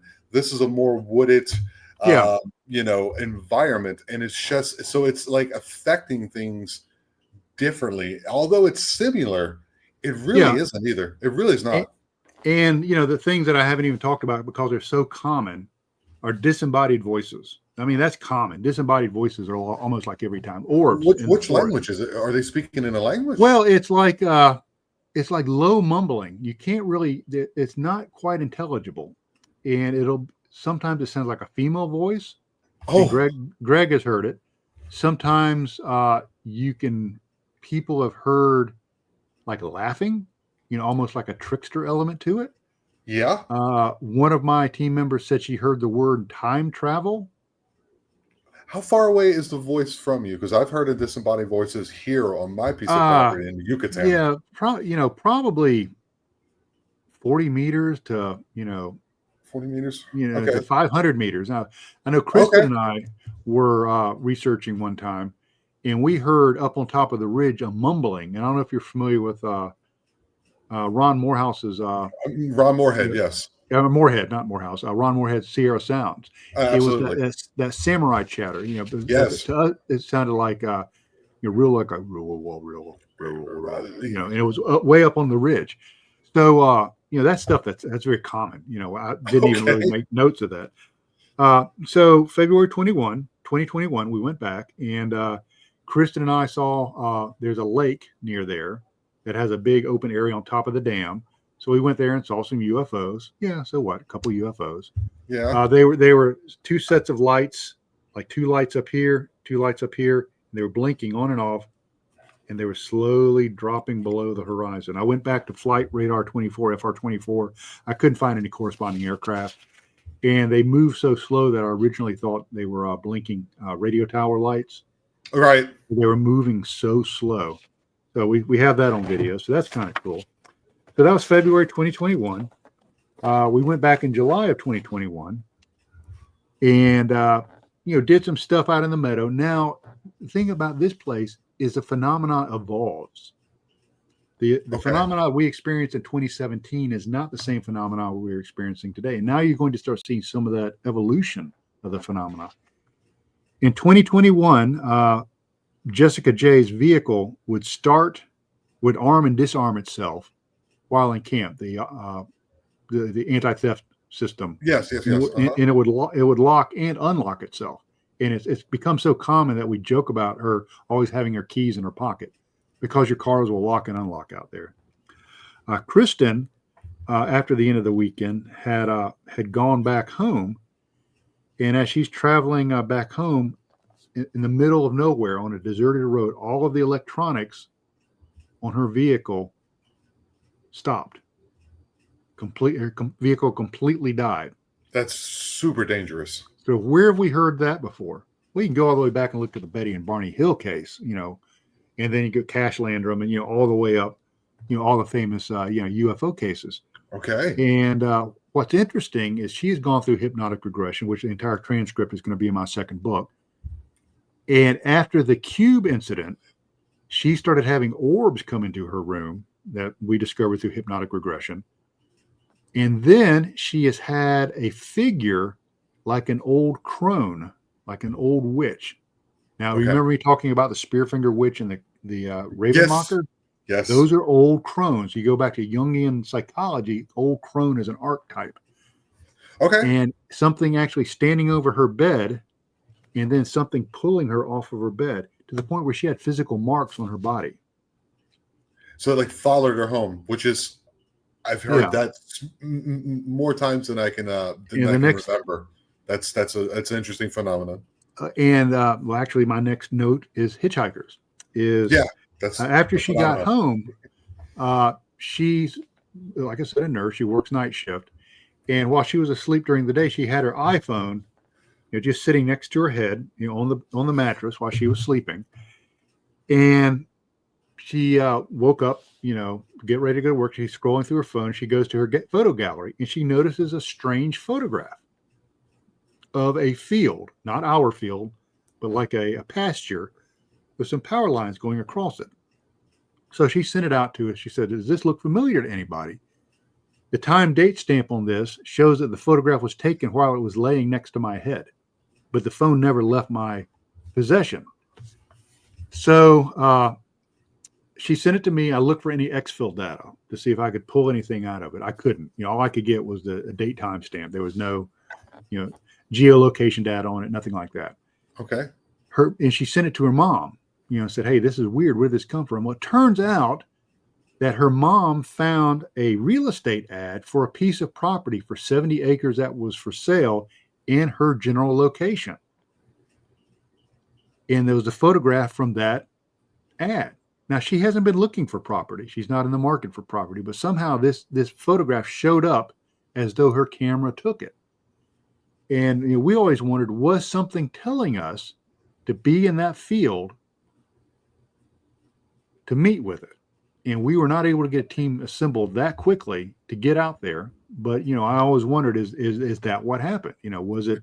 You could possibly still go there. Maybe it's like a I don't know, like for Scooby-Doo terms, like a clue or something. Yeah. Where say, hey, go here. You should maybe consider that.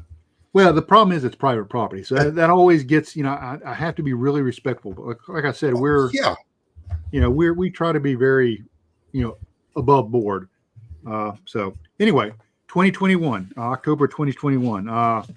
We had Katie Page, who you can look her up. She was a former director of MUFON for Colorado. She came out with a traveling companion. She said, I don't really know these guys, so I'm not going to go out in the woods all by myself. Fair enough. A bunch of people. So she brought a traveling companion, and there were two new fields, kind of adjacent to, not adjacent, but within, a mile of the Meadow that we were also going to start researching. So we had two teams out there, and we called the fields the Field of Dreams and the Field of Nightmares, just because we had to call them something. So why not be melodramatic? So you went with Kevin Costner and then went with the opposite. Right. Cool. So they were out there in one of these fields, and Jessica, one of our team members, and we call it the Bohonkus incident, is something goosed her in her chair. She was sitting in her camp chair, and something grabbed her behind, but there was no one around her. So now it's evolved to actually physically being touched. Something is touching people. And Katie's traveling companion, likewise, had something pull on his hoodie when nobody was around. So now it's evolving. Like we've moved in from verbal communication now into physical communication, physical action. And I was with another team member, and we were using my ANPVS 7s, which are the ones right there. And off in the distance, we saw a glow. And so we started hiking towards this glow, taking a look at it through the ANPVS 7s. We got closer, and it got, a little bit more profound, a little more defined. It got bigger and bigger. And when we got probably within about 75 meters of it, we brought the night vision up, and it was a glowing dome sitting on the ground. What color? Like a hemisphere. It was kind of off-white, glowing. Uh-huh. And so it's like, okay, this is like some sort of craft has landed here. And we're right here, like we're within 75 yards of it. And then we see figures moving around inside of it. Okay. And they're huddled over something. And then we realized it was a camp stove. It was a dome tent with backpackers. Okay. So,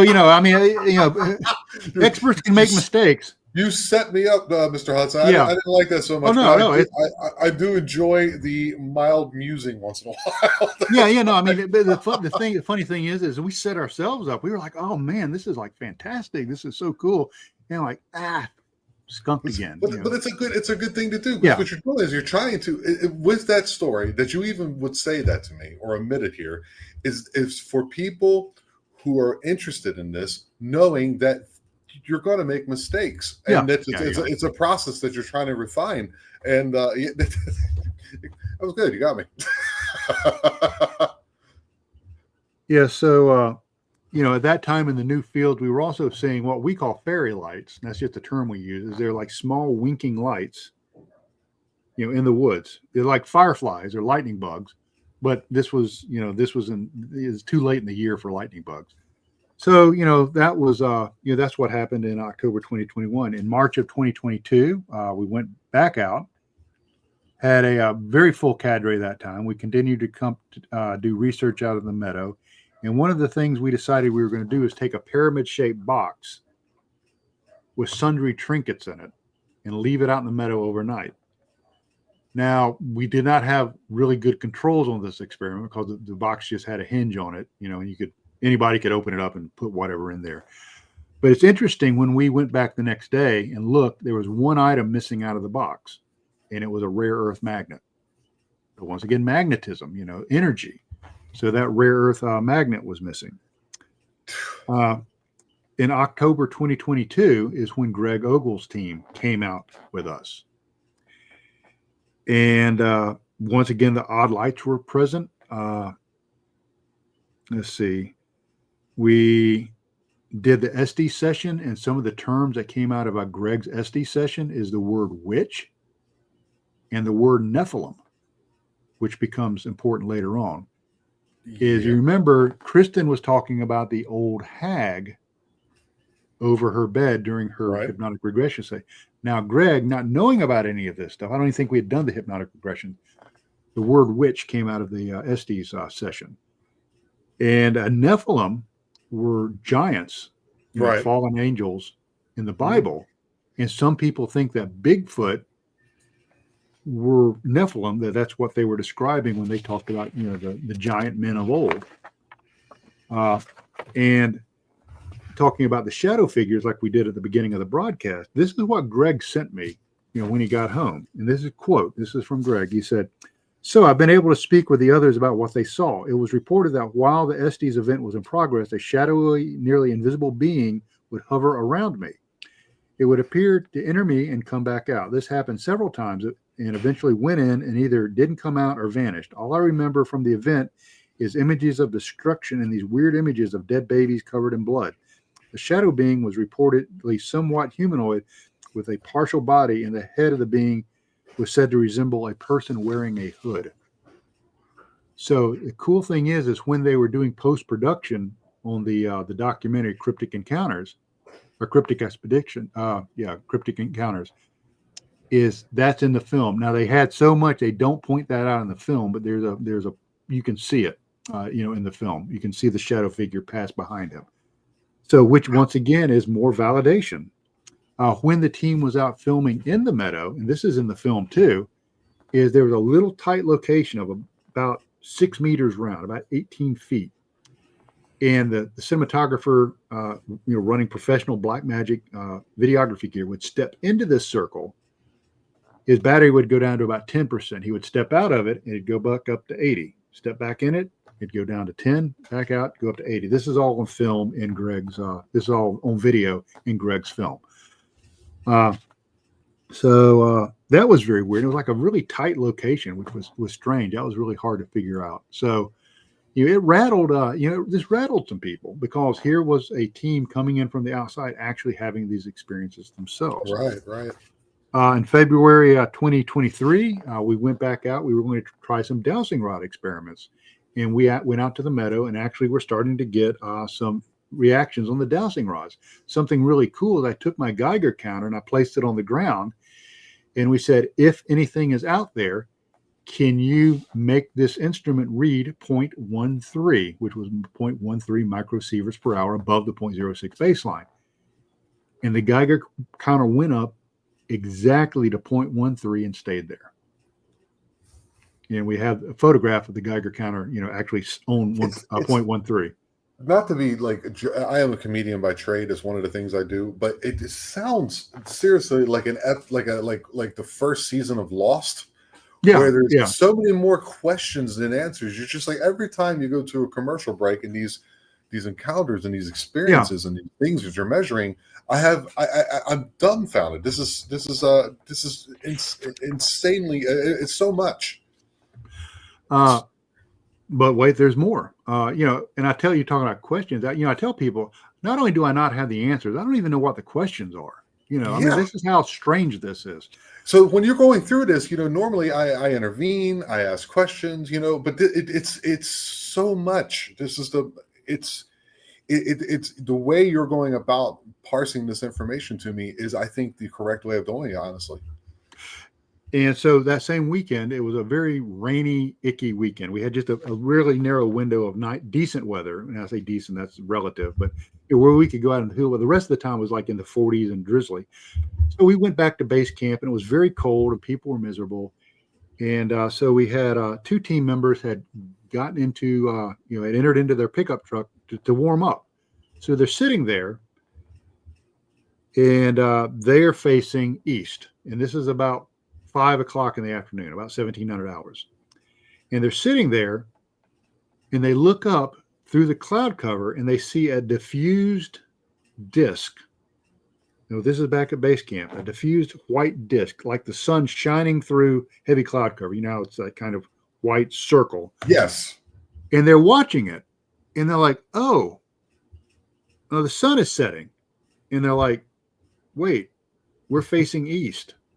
The sun doesn't set in the east. It sets in the west. And so as they're watching it, it slowly moves to the side and then winks out. Where have we heard about that? That was the very first experience back in 2016. The exact same phenomena, the exact same UAP at the exact same place, experienced by two totally different people. So I went back, I interviewed them like immediately. Within about 3 minutes, I did a video interview of what they saw. And I took a compass reading immediately, and what they saw was at about 106 degrees was the azimuth, so it was east, more or less. And so there's no way it could have been the sun. I also went back and I looked at the moonrise table for that day, and the moon did not rise until about 2200 that night. Okay. So it was not the moon, was not the sun. It was this white disc, almost exactly the same that like Bob saw back in 2016. So that validates, Bob's experience. Right. So, we've had several health incidents. Like I said, Bob has passed away, who went into the portal. Tim has passed away, gone into a portal. We've had people have other kind of medical issues. We've actually had to medevac people out of base camp before. So it would not be moral for me not to say to people out there, if you're going to get in this and really, no kidding, research, there are some health risks. And you can go back and you can read Dr. Gary Nolan's stuff on this. You can read about the Cash Landrum case. You can read about some of the serious health effects of this. So I don't want anyone to go into this, that's maybe thinking about, doing their own research and not realize that there is some inherent risk to it. And you have to be prepared to accept that. Are there other known places in the world with this type of phenomenon outside of the United States? There's of course the Skinwalker Ranch, and you talk about Ryan's place out there, Space Wolf Research. And there are other places out there with extreme high strangeness. In the Soviet Union, you can tell I'm a Cold War guy. Oh yeah, warrior. You've been around. In Russia, about somewhere back there is my Cold War certificate. But in Russia there's some strange places. There's the Haubachu, I'm looking right here. The Haubachu Forest in Romania, the Kiyogara Forest in Japan, Mesa Verde in Colorado. These are other places of extreme high strangeness. Now, once again, what we've tried to do is actually bring the technology to the place, and then bring people with an experiential perspective that can, record what they're seeing, what they're feeling. So that was one of the reasons that we had brought a psychotherapist on board to kind of handle that human aspect of it. But something else we have started doing, which I think has yielded some results. There is a device called a God helmet. And I saw that you mentioned in your opening psychedelics and things like that. The God helmet was research being done by Dr. Persinger, and his assistant, Corin was his last name. His first name escapes me. But they were looking at religious experiences. And they developed a way to take a helmet with electromagnets on it. And they can stimulate certain parts of your brain and cause a near religious type experience. It's called a God helmet. Well, the Anomalous Studies and Observation Groups has a field deployable version of the God helmet that we can take with us out into the field. It's totally powered by itself. And we have started using that when we go out to prime the pump. Okay, what we believe is that when you have an individual in the research group that has gone through a God helmet session near the time that you go out, that it primes the high strangeness pump. It makes people, the group, more receptive and more available to instances of high strangeness. In May of 2023, let's see, we went got a helmet. May in 2023, we went back out, and I'm just reading from my notes, so forgive me if I'm a little. This is a lot of information to try to keep up. In May of 2023, on the 25th of May, I had a team get there a little bit early on Thursday night, and we had gone out to this big field about 4 miles away from the Meadow, and it had been logged, so you can see from horizon to horizon. So we were doing a sky watch, watching for UFOs, and we saw an object about the size of an aspirin held out at at arm's length, travel across the horizon in about 6 seconds. Now, I've reached out to some MUFON folks, and that's moving too fast for a satellite. That's too big for a satellite. So we had a really cool UFO experience. Once again, it happened so fast, we couldn't get our equipment up there to capture it. But we had 3 people, that will attest to that happening. So that was the 25th. The 26th, we had several people go through God helmet sessions during the day. And that night, we had sent out teams, much like we did before. We had several teams down in the Meadow. And this gets weird. And a team up on top of the ridge. Now, the team up on top of the ridge was Daryl, one of my senior researcher, and 2 new members, which was our psychotherapist and his wife. Shay is the guy, Christy is the female, his wife. And they had gone up on top of the ridge. They had moved over to the ridge, to the west end of the ridge, and had basically sat down and were listening and experiencing the night. While they were sitting there, Christy started becoming anxious. And she said, "I'm not comfortable." And Daryl said, "Would you feel better if I gave your husband," another former Army MI guy, "my extra sidearm?" And she goes, "Yeah, that would make me feel more comfortable." So Daryl gave his extra sidearm to Shay. And Christy said, "I feel like something is lurking around and watching us, like traveling low on the ground." Like she said, like Gollum, like slinking around. So she goes, "I'm not comfortable. Could we go back with the others?" And Daryl said, "Absolutely. Our goal is not to make anybody uncomfortable. This isn't the kind of group where you have to you have to tough it out to be a member of the, that's not what we're about. If you're uncomfortable, we want you to have confidence, where you're at. So, absolutely, we will go back with the other. That's not a big deal." So they moved back along the ridge to meet us. So Greg Ogles and I were sitting down in the Meadow, and we're looking up at the ridge, and we can see their headlamps moving along the trail. Like I said, this was in May, but we could still see their headlamps moving. And just below them, down the ridge from them, just below the crest where they couldn't see it, was an orb that was tracking them, that was slinking along and following them. Okay. Just like she had experienced, like she predicted. Yeah. She, felt like something was watching her. So, and the disembodied voices were there that night, and they were so loud, you almost couldn't hold a conversation. And Greg will, can talk about this. It was extremely loud, and it was unintelligible. But it's like somebody was up on the ridge having a party. It just made no sense at all. So the next morning, the 27th,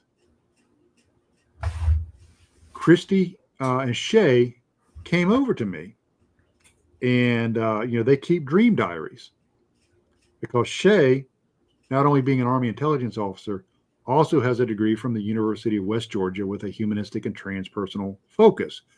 So they keep up with lucid dreaming and dream diaries. So he came over and said, "Hey, Christy wants to tell you about her dream." And so she tells me her dream. She said, I dreamt that we were in our tent, and the roof of the tent, ceiling of the tent, became translucent. And looking over us was a woman and a young male. And they take us up into this room that has like a big white wall. And they write these symbols on the wall. And then the dream ended. And I drew, I made a note of what the symbols were. And Shay wanted me to come over and ask you if, they meant anything. So these are the symbols. So you can see There's an eye for sure. You see a spiral, a round spiral, a square spiral, and a spiral with an eye. And she says, "Do these mean anything?" And I said, "Okay, before we go any further," I said, "Have you read the Meadow Project?" "No, I have not." "Have you heard me on any podcast, Coast to Coast, or any of that?" "No, I have not." "Are you familiar with Native American iconology and pictographs and petroglyphs?" She said, "I have not." I said, "Okay." I said, "The spiral is a symbol used in the Americas to represent a portal or gateway." Okay. That's a regular spiral. That's also in Mesoamerica and Central America. Okay. Said, "It's interesting that you drew the spiral as squared off like a box or a cube, gateway or portal." Right. Which is what we experienced in 2017. We're running it. Right. And then you drew an eye, which if you look into iconology, the all-seeing eye, you can go all the way back to the Eye of Horus, the Eye of Providence, in Masonic lore, the Eye of Providence on top of the pyramid on the back of the dollar bill. The all-seeing eye, it represents omnipotence. Omnipotence, knowledge at the box. Where we did the Estes session, where we had the entity communicating with us, was at the site of the box of the cube. Same site. Same site. Same So she drew all this, not knowing any of this background. So, which I thought was amazing, that she is actually tapping into something, really significant. That morning, I was preparing breakfast after she showed me that, and I was looking for my cooking spray I keep in my kitchen box. Couldn't find it. Tore the whole box apart, couldn't find it. This becomes important later. That night, we returned to the Meadow, and we had various teams, deployed. Team 2, about 22 hours, detected a figure low to the ground, slouching along through the meadow. Now, we had 12 people surrounding the field. We had 6 teams out there. And this thing is like creeping through the meadow. He picked it up on his thermal. And during the after action review, I said, "Okay, well, I need to see that thermal." He goes, "Well, I didn't record it." And I said, "Well, why didn't you record it?" And he said, "We were talking about bears and feral hogs earlier, and I assumed that it was a bear or a feral hog." And this guy's a seasoned researcher. I said, "Lee, you fell into your normalcy box." And he goes, "What do you mean?" I said, "Remember Christy talking about something low and slinking across?" I said, "What kind of animal would enter into an open field surrounded by 12 people? Somebody is upwind of it. It's going to detect. Somebody would not put itself in that kind of vulnerable situation." And remember Christy talking about the slinking creature the night before? He's like, "Oh my goodness." Because you're absolutely right. But all is not lost. I told you we went out and filmed in November for an upcoming film, and we captured the slinking creature on thermal again. Okay. So that's coming out hopefully before June. So that's probably what people would describe as a crawler, maybe.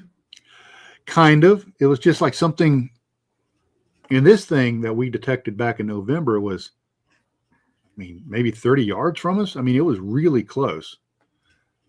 And it's just strange. So anyway, yeah. And we had various horrible communications issues. I had 2 handy-talkies die on me that night. And that's the kind of place you'll go out, equipment will work fine at base camp. You go out there, it dies.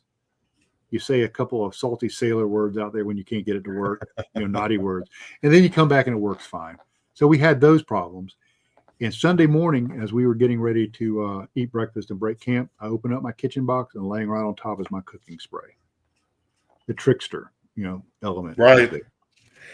There's a lot of things operating out there. Seems like a lot of pieces of everything that people are experiencing separately, and this place seems to have them all plus. Yeah, it's it's now why I call it the Skinwalker Ranch of the South. Yeah, it's that weird, and that other experiences are going to be in the upcoming film, so I'm not going to give that away. Yeah, it's perfect. So as far as my notes, that's where I end right now. So I am open to questions. So I don't even know where to begin, to be honest with you. It's so what do you my question, I guess, from the beginning is like, what are you planning? I mean, other than researching this area, is there going to be a point in time where you're able to take this evidence to, say, a university or some esteemed area in which some type of like understanding would come down? You know what I'm saying? Something of a, what would you say? Well, Well, kind of my, academic lore will come down and actually look at this.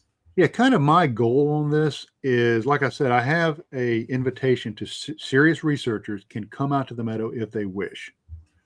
Uh, unfortunately, we are self-funded, you know, so, we can't fly you out here. We don't have the money for that. So, that's always a big, stumbling block. And anybody that comes out has to abide by the non-disclosure agreement, or I just won't even tell them where it is. They won't ever get there because they won't know where it's at. But what I hope to do is, like I'm getting ready to write my second book, and this film's coming out, and it's so people can experience it for themselves and maybe ask their own questions. They probably won't come up with any answers, but they can certainly ask the questions.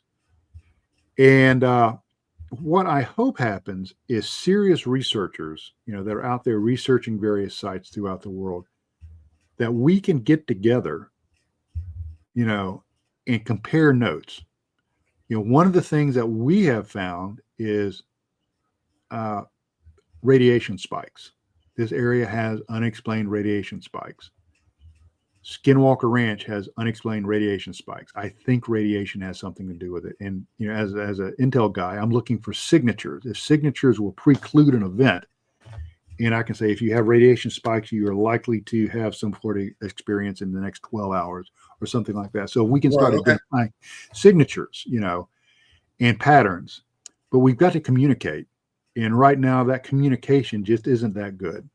And I don't think it's from necessarily anybody holding on to their information. I think everybody's just really busy, and we're all self-funded. So there's not really a mechanism for us to get together and talk about this stuff. So I'm hoping that will, start to develop. I'm hoping that maybe somebody, really well-known in the high strangeness research community will say, hey, you know what?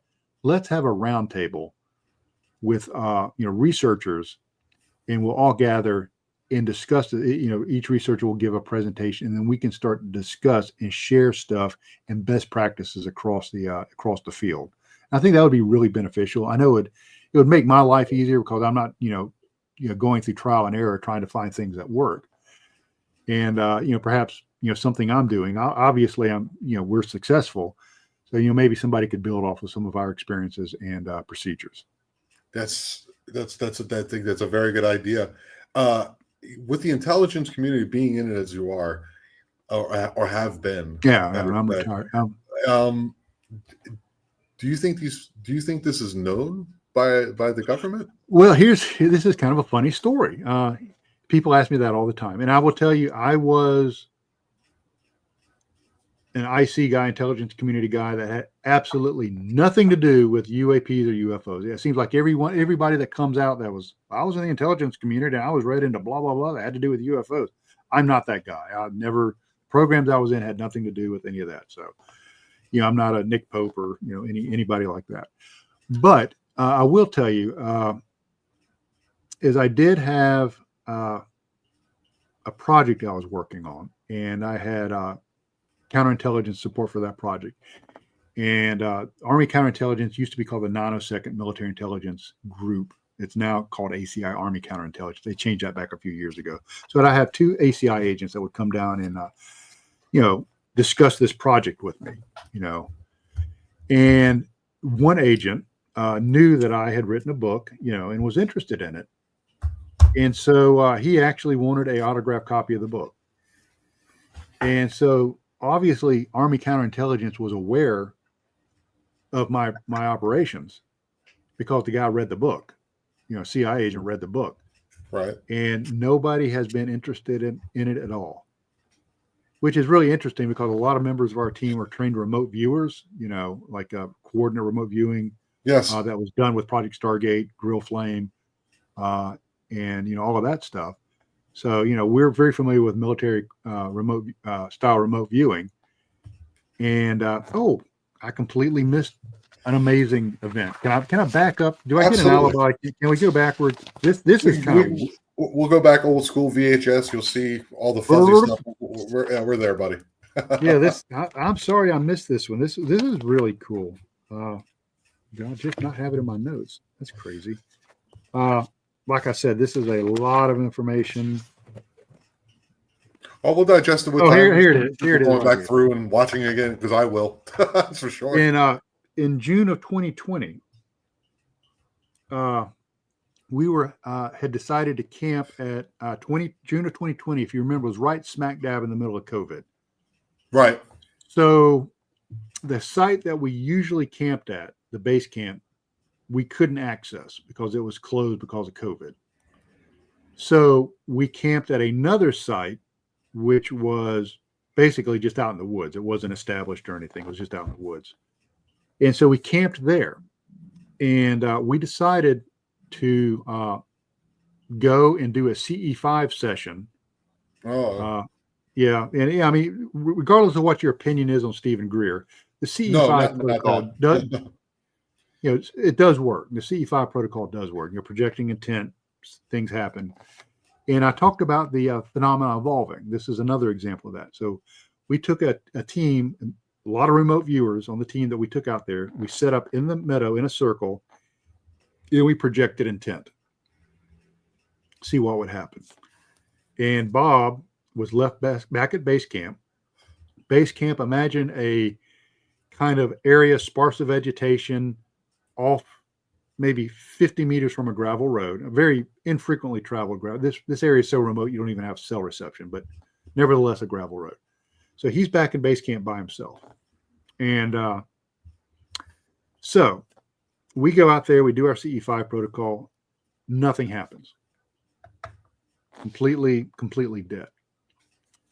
So while we're out there having our non-eventful CE5 session, Bob hears what he perceives as a vehicle crunching down the gravel road.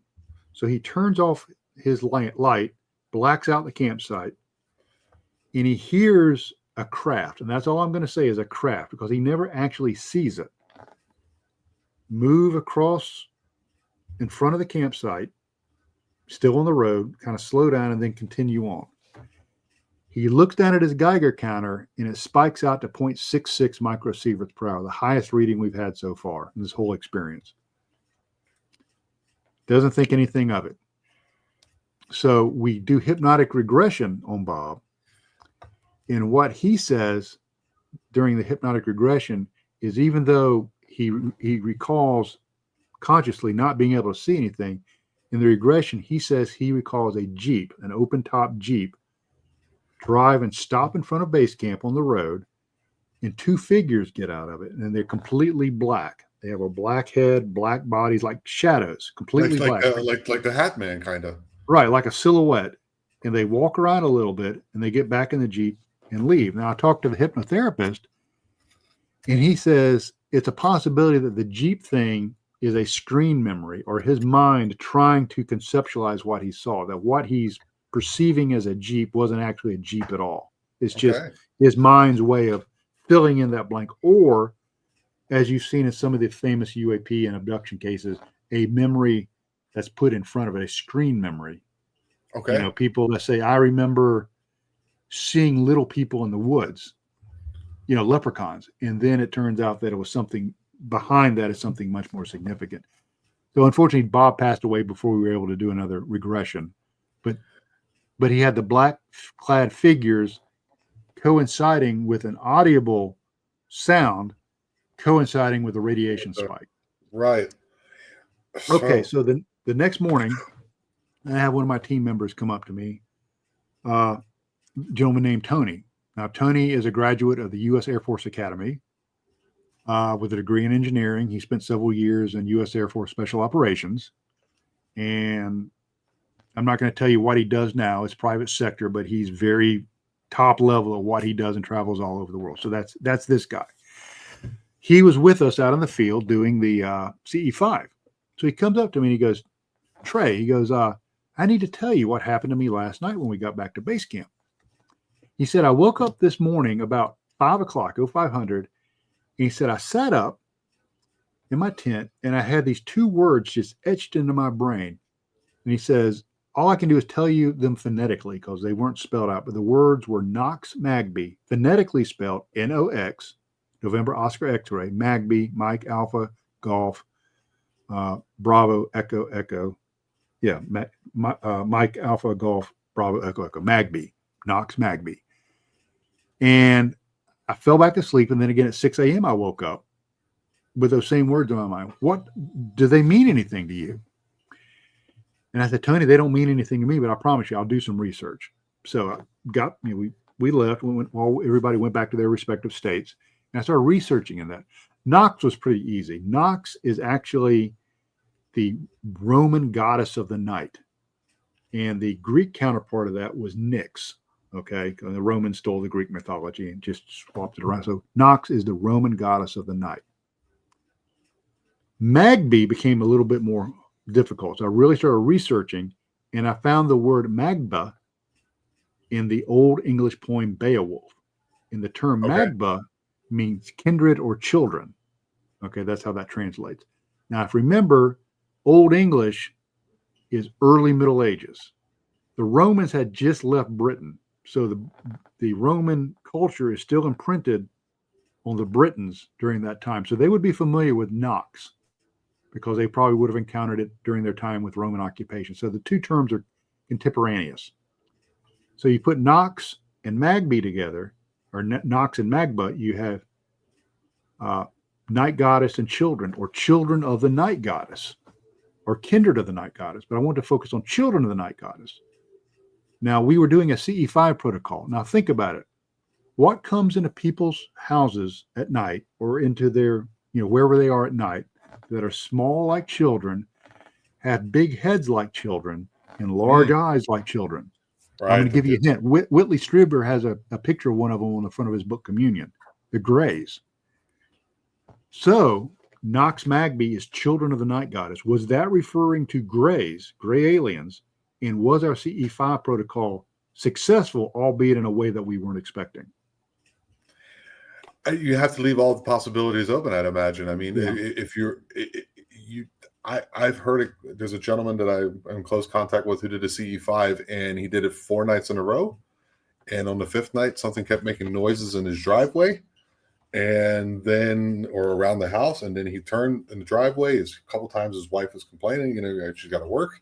What's going on? Because in the driveway was he said it was like a gray, but it looked mechanical. Like it was like the waist was too small.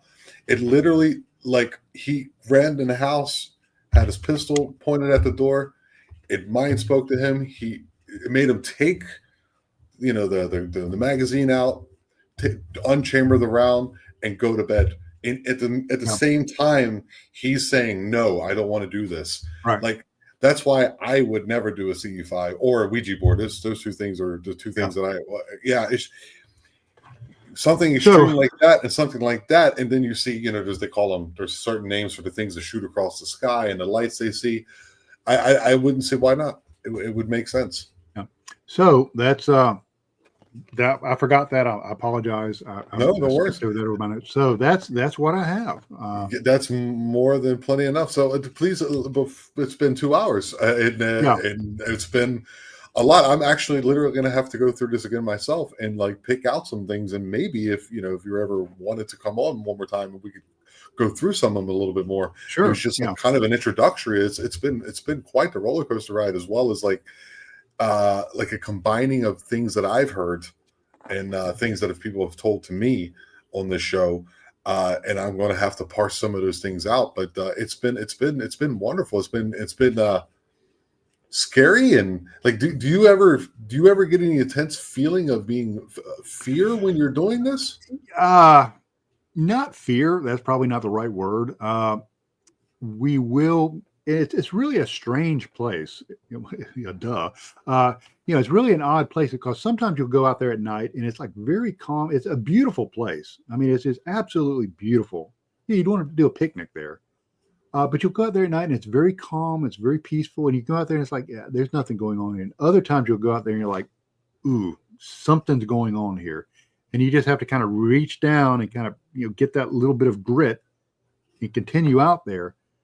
And there have been times that, I've gone out there and something has been going on, and I've, started approaching to where whatever it was, and I just get this feeling. It's like, okay, this is close enough. So Something it's is saying, like a palpable yeah, feeling. Yeah. Wow. and not fear. That's probably not the word, but kind of like, a strong reservation. I guess that's probably a better, articulation of it. Just stopping and, where you're at and letting the experience happen. Yeah. Thank you so much for coming on and sharing. Oh. This is by far my longest podcast I've done.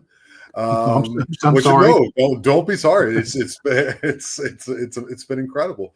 It's been eye-opening. I really enjoy the way when the affidavit part was just kind of a self confirmation to myself about the seriousness in what you do. I won't say thank you for your service. It always sounds weird when someone tells me that, but dude, Yeah. being one army guy to another, we had to do what we did, and it was a very interesting experience for me. Yeah, dude. Wow. That's how they said it. Yeah. Dude. One more time, please tell me, the name of your book again. Yeah. I know the name of it by now. Where they can find it. If there's any information coming about, when your film's coming up, we can even do that before your film's ready. We can all go through it and do that. And anything else you'd like to tell the people so they can find you? Yeah, sure. The best place to find me is if you go behind the alley at the liquor store. Look for the guy sleeping under a cardboard box. That's me, usually bathed in his own vomit. No, I'm kidding. No, you can find me. Probably the best place that I'm most active on is if you go on Facebook and go to Trey Hudson -author. That's kind of where I hang out. I also have a website that I haven't updated. Naughty me, but TreyHudsonResearch.com. And if you want to email me, it's TreyHudsonResearch@gmail.com. That's my email address. My book, I had to just switch publishers. So if you go on Amazon and type in Trey Hudson, the Meadow Project will come up. I am, like I said, about 95% through my second book, which contains a lot of this stuff that's happened since about 2021. And it's not published yet, but my publisher is beating me about the head and neck to go ahead and finish it. So hopefully that'll be out before the end of the summer. And I'm waiting on things like, hypnotic regression transcripts and, interviews. And so I'm waiting on a lot of stuff from other people. So, sometimes that's like herding cats. Is there any way that people can maybe support what you do? Is there any way where being a Oh, person, wow. you should maybe consider that, because if you're coming out and you're saying you need support, because, just for equipment and lodging, or whatever it is that you need, maybe you should consider that. Yeah, it's kind of funny because it's like, this is a $4,000 piece of equipment. I paid for this out of my pocket. Yeah, the best way to do it is to buy the books. Is the best way. And I'm trying to remember if we were able to get the rights on it back. We've been struggling to get the audio rights back. That's been kind of a challenge, but it's definitely in paperback. So just go ahead and order the book. You order some for your friends. So that's really great. That would be a great way. That's how, I've made some of the money, not all of it. And, just go out there and do your own research. Ask your own question. These places might be in your own backyard. Go live your own adventure. Don't live, vicariously through me. I tell people I'm living the dream, but make your own dreams. I love how you're inspiring a sense of wonder and adventure. Well, I mean, it's, it sounds like a bunch of bullshit, but really that's how my life is. It is wonder and adventure. I cannot imagine, things going any better for me than they are. It's just, I was talking to Ryan Skinner, who's on Blind Frog Ranch. And I said, Ryan, we're living the dream. We're living the dream. We're doing what people think about doing, but we're actually out there making it happen. So, and there's no mystery to it. There's no secret decoder ring you have to figure out to do it. Just get out there and do it. Get off your couch, open your eyes, and experience the world, because I'll guarantee you the world is a whole lot stranger than you think it is. All right, man. That was a great way to get up out of here. I love that. You're very good at what you do, sir. Thank you so very No. much for coming on and spending this time with me. Well, thank you for having me. It's been a delight and an honor. Privilege. The pleasure is all on this side of the Gulf of Mexico, well, the Gulf of America, or whatever one you subscribe to. Right. Thank you, sir. Thanks. Well, that was the incredible Trey Hudson. Your guys go back and watch that one again, because I'm going to literally have to. Go support him in his research. Go get his book. Go say how do you do. The I Jupiter family. Go over there and say hello to him. This guy is he's legit, dude. I really enjoyed that conversation. If you enjoy more like those, please come back to the channel, like, subscribe to it, give it a thumbs up, share it to your friends, and remember, we are the eye, we are aware, and I love you all.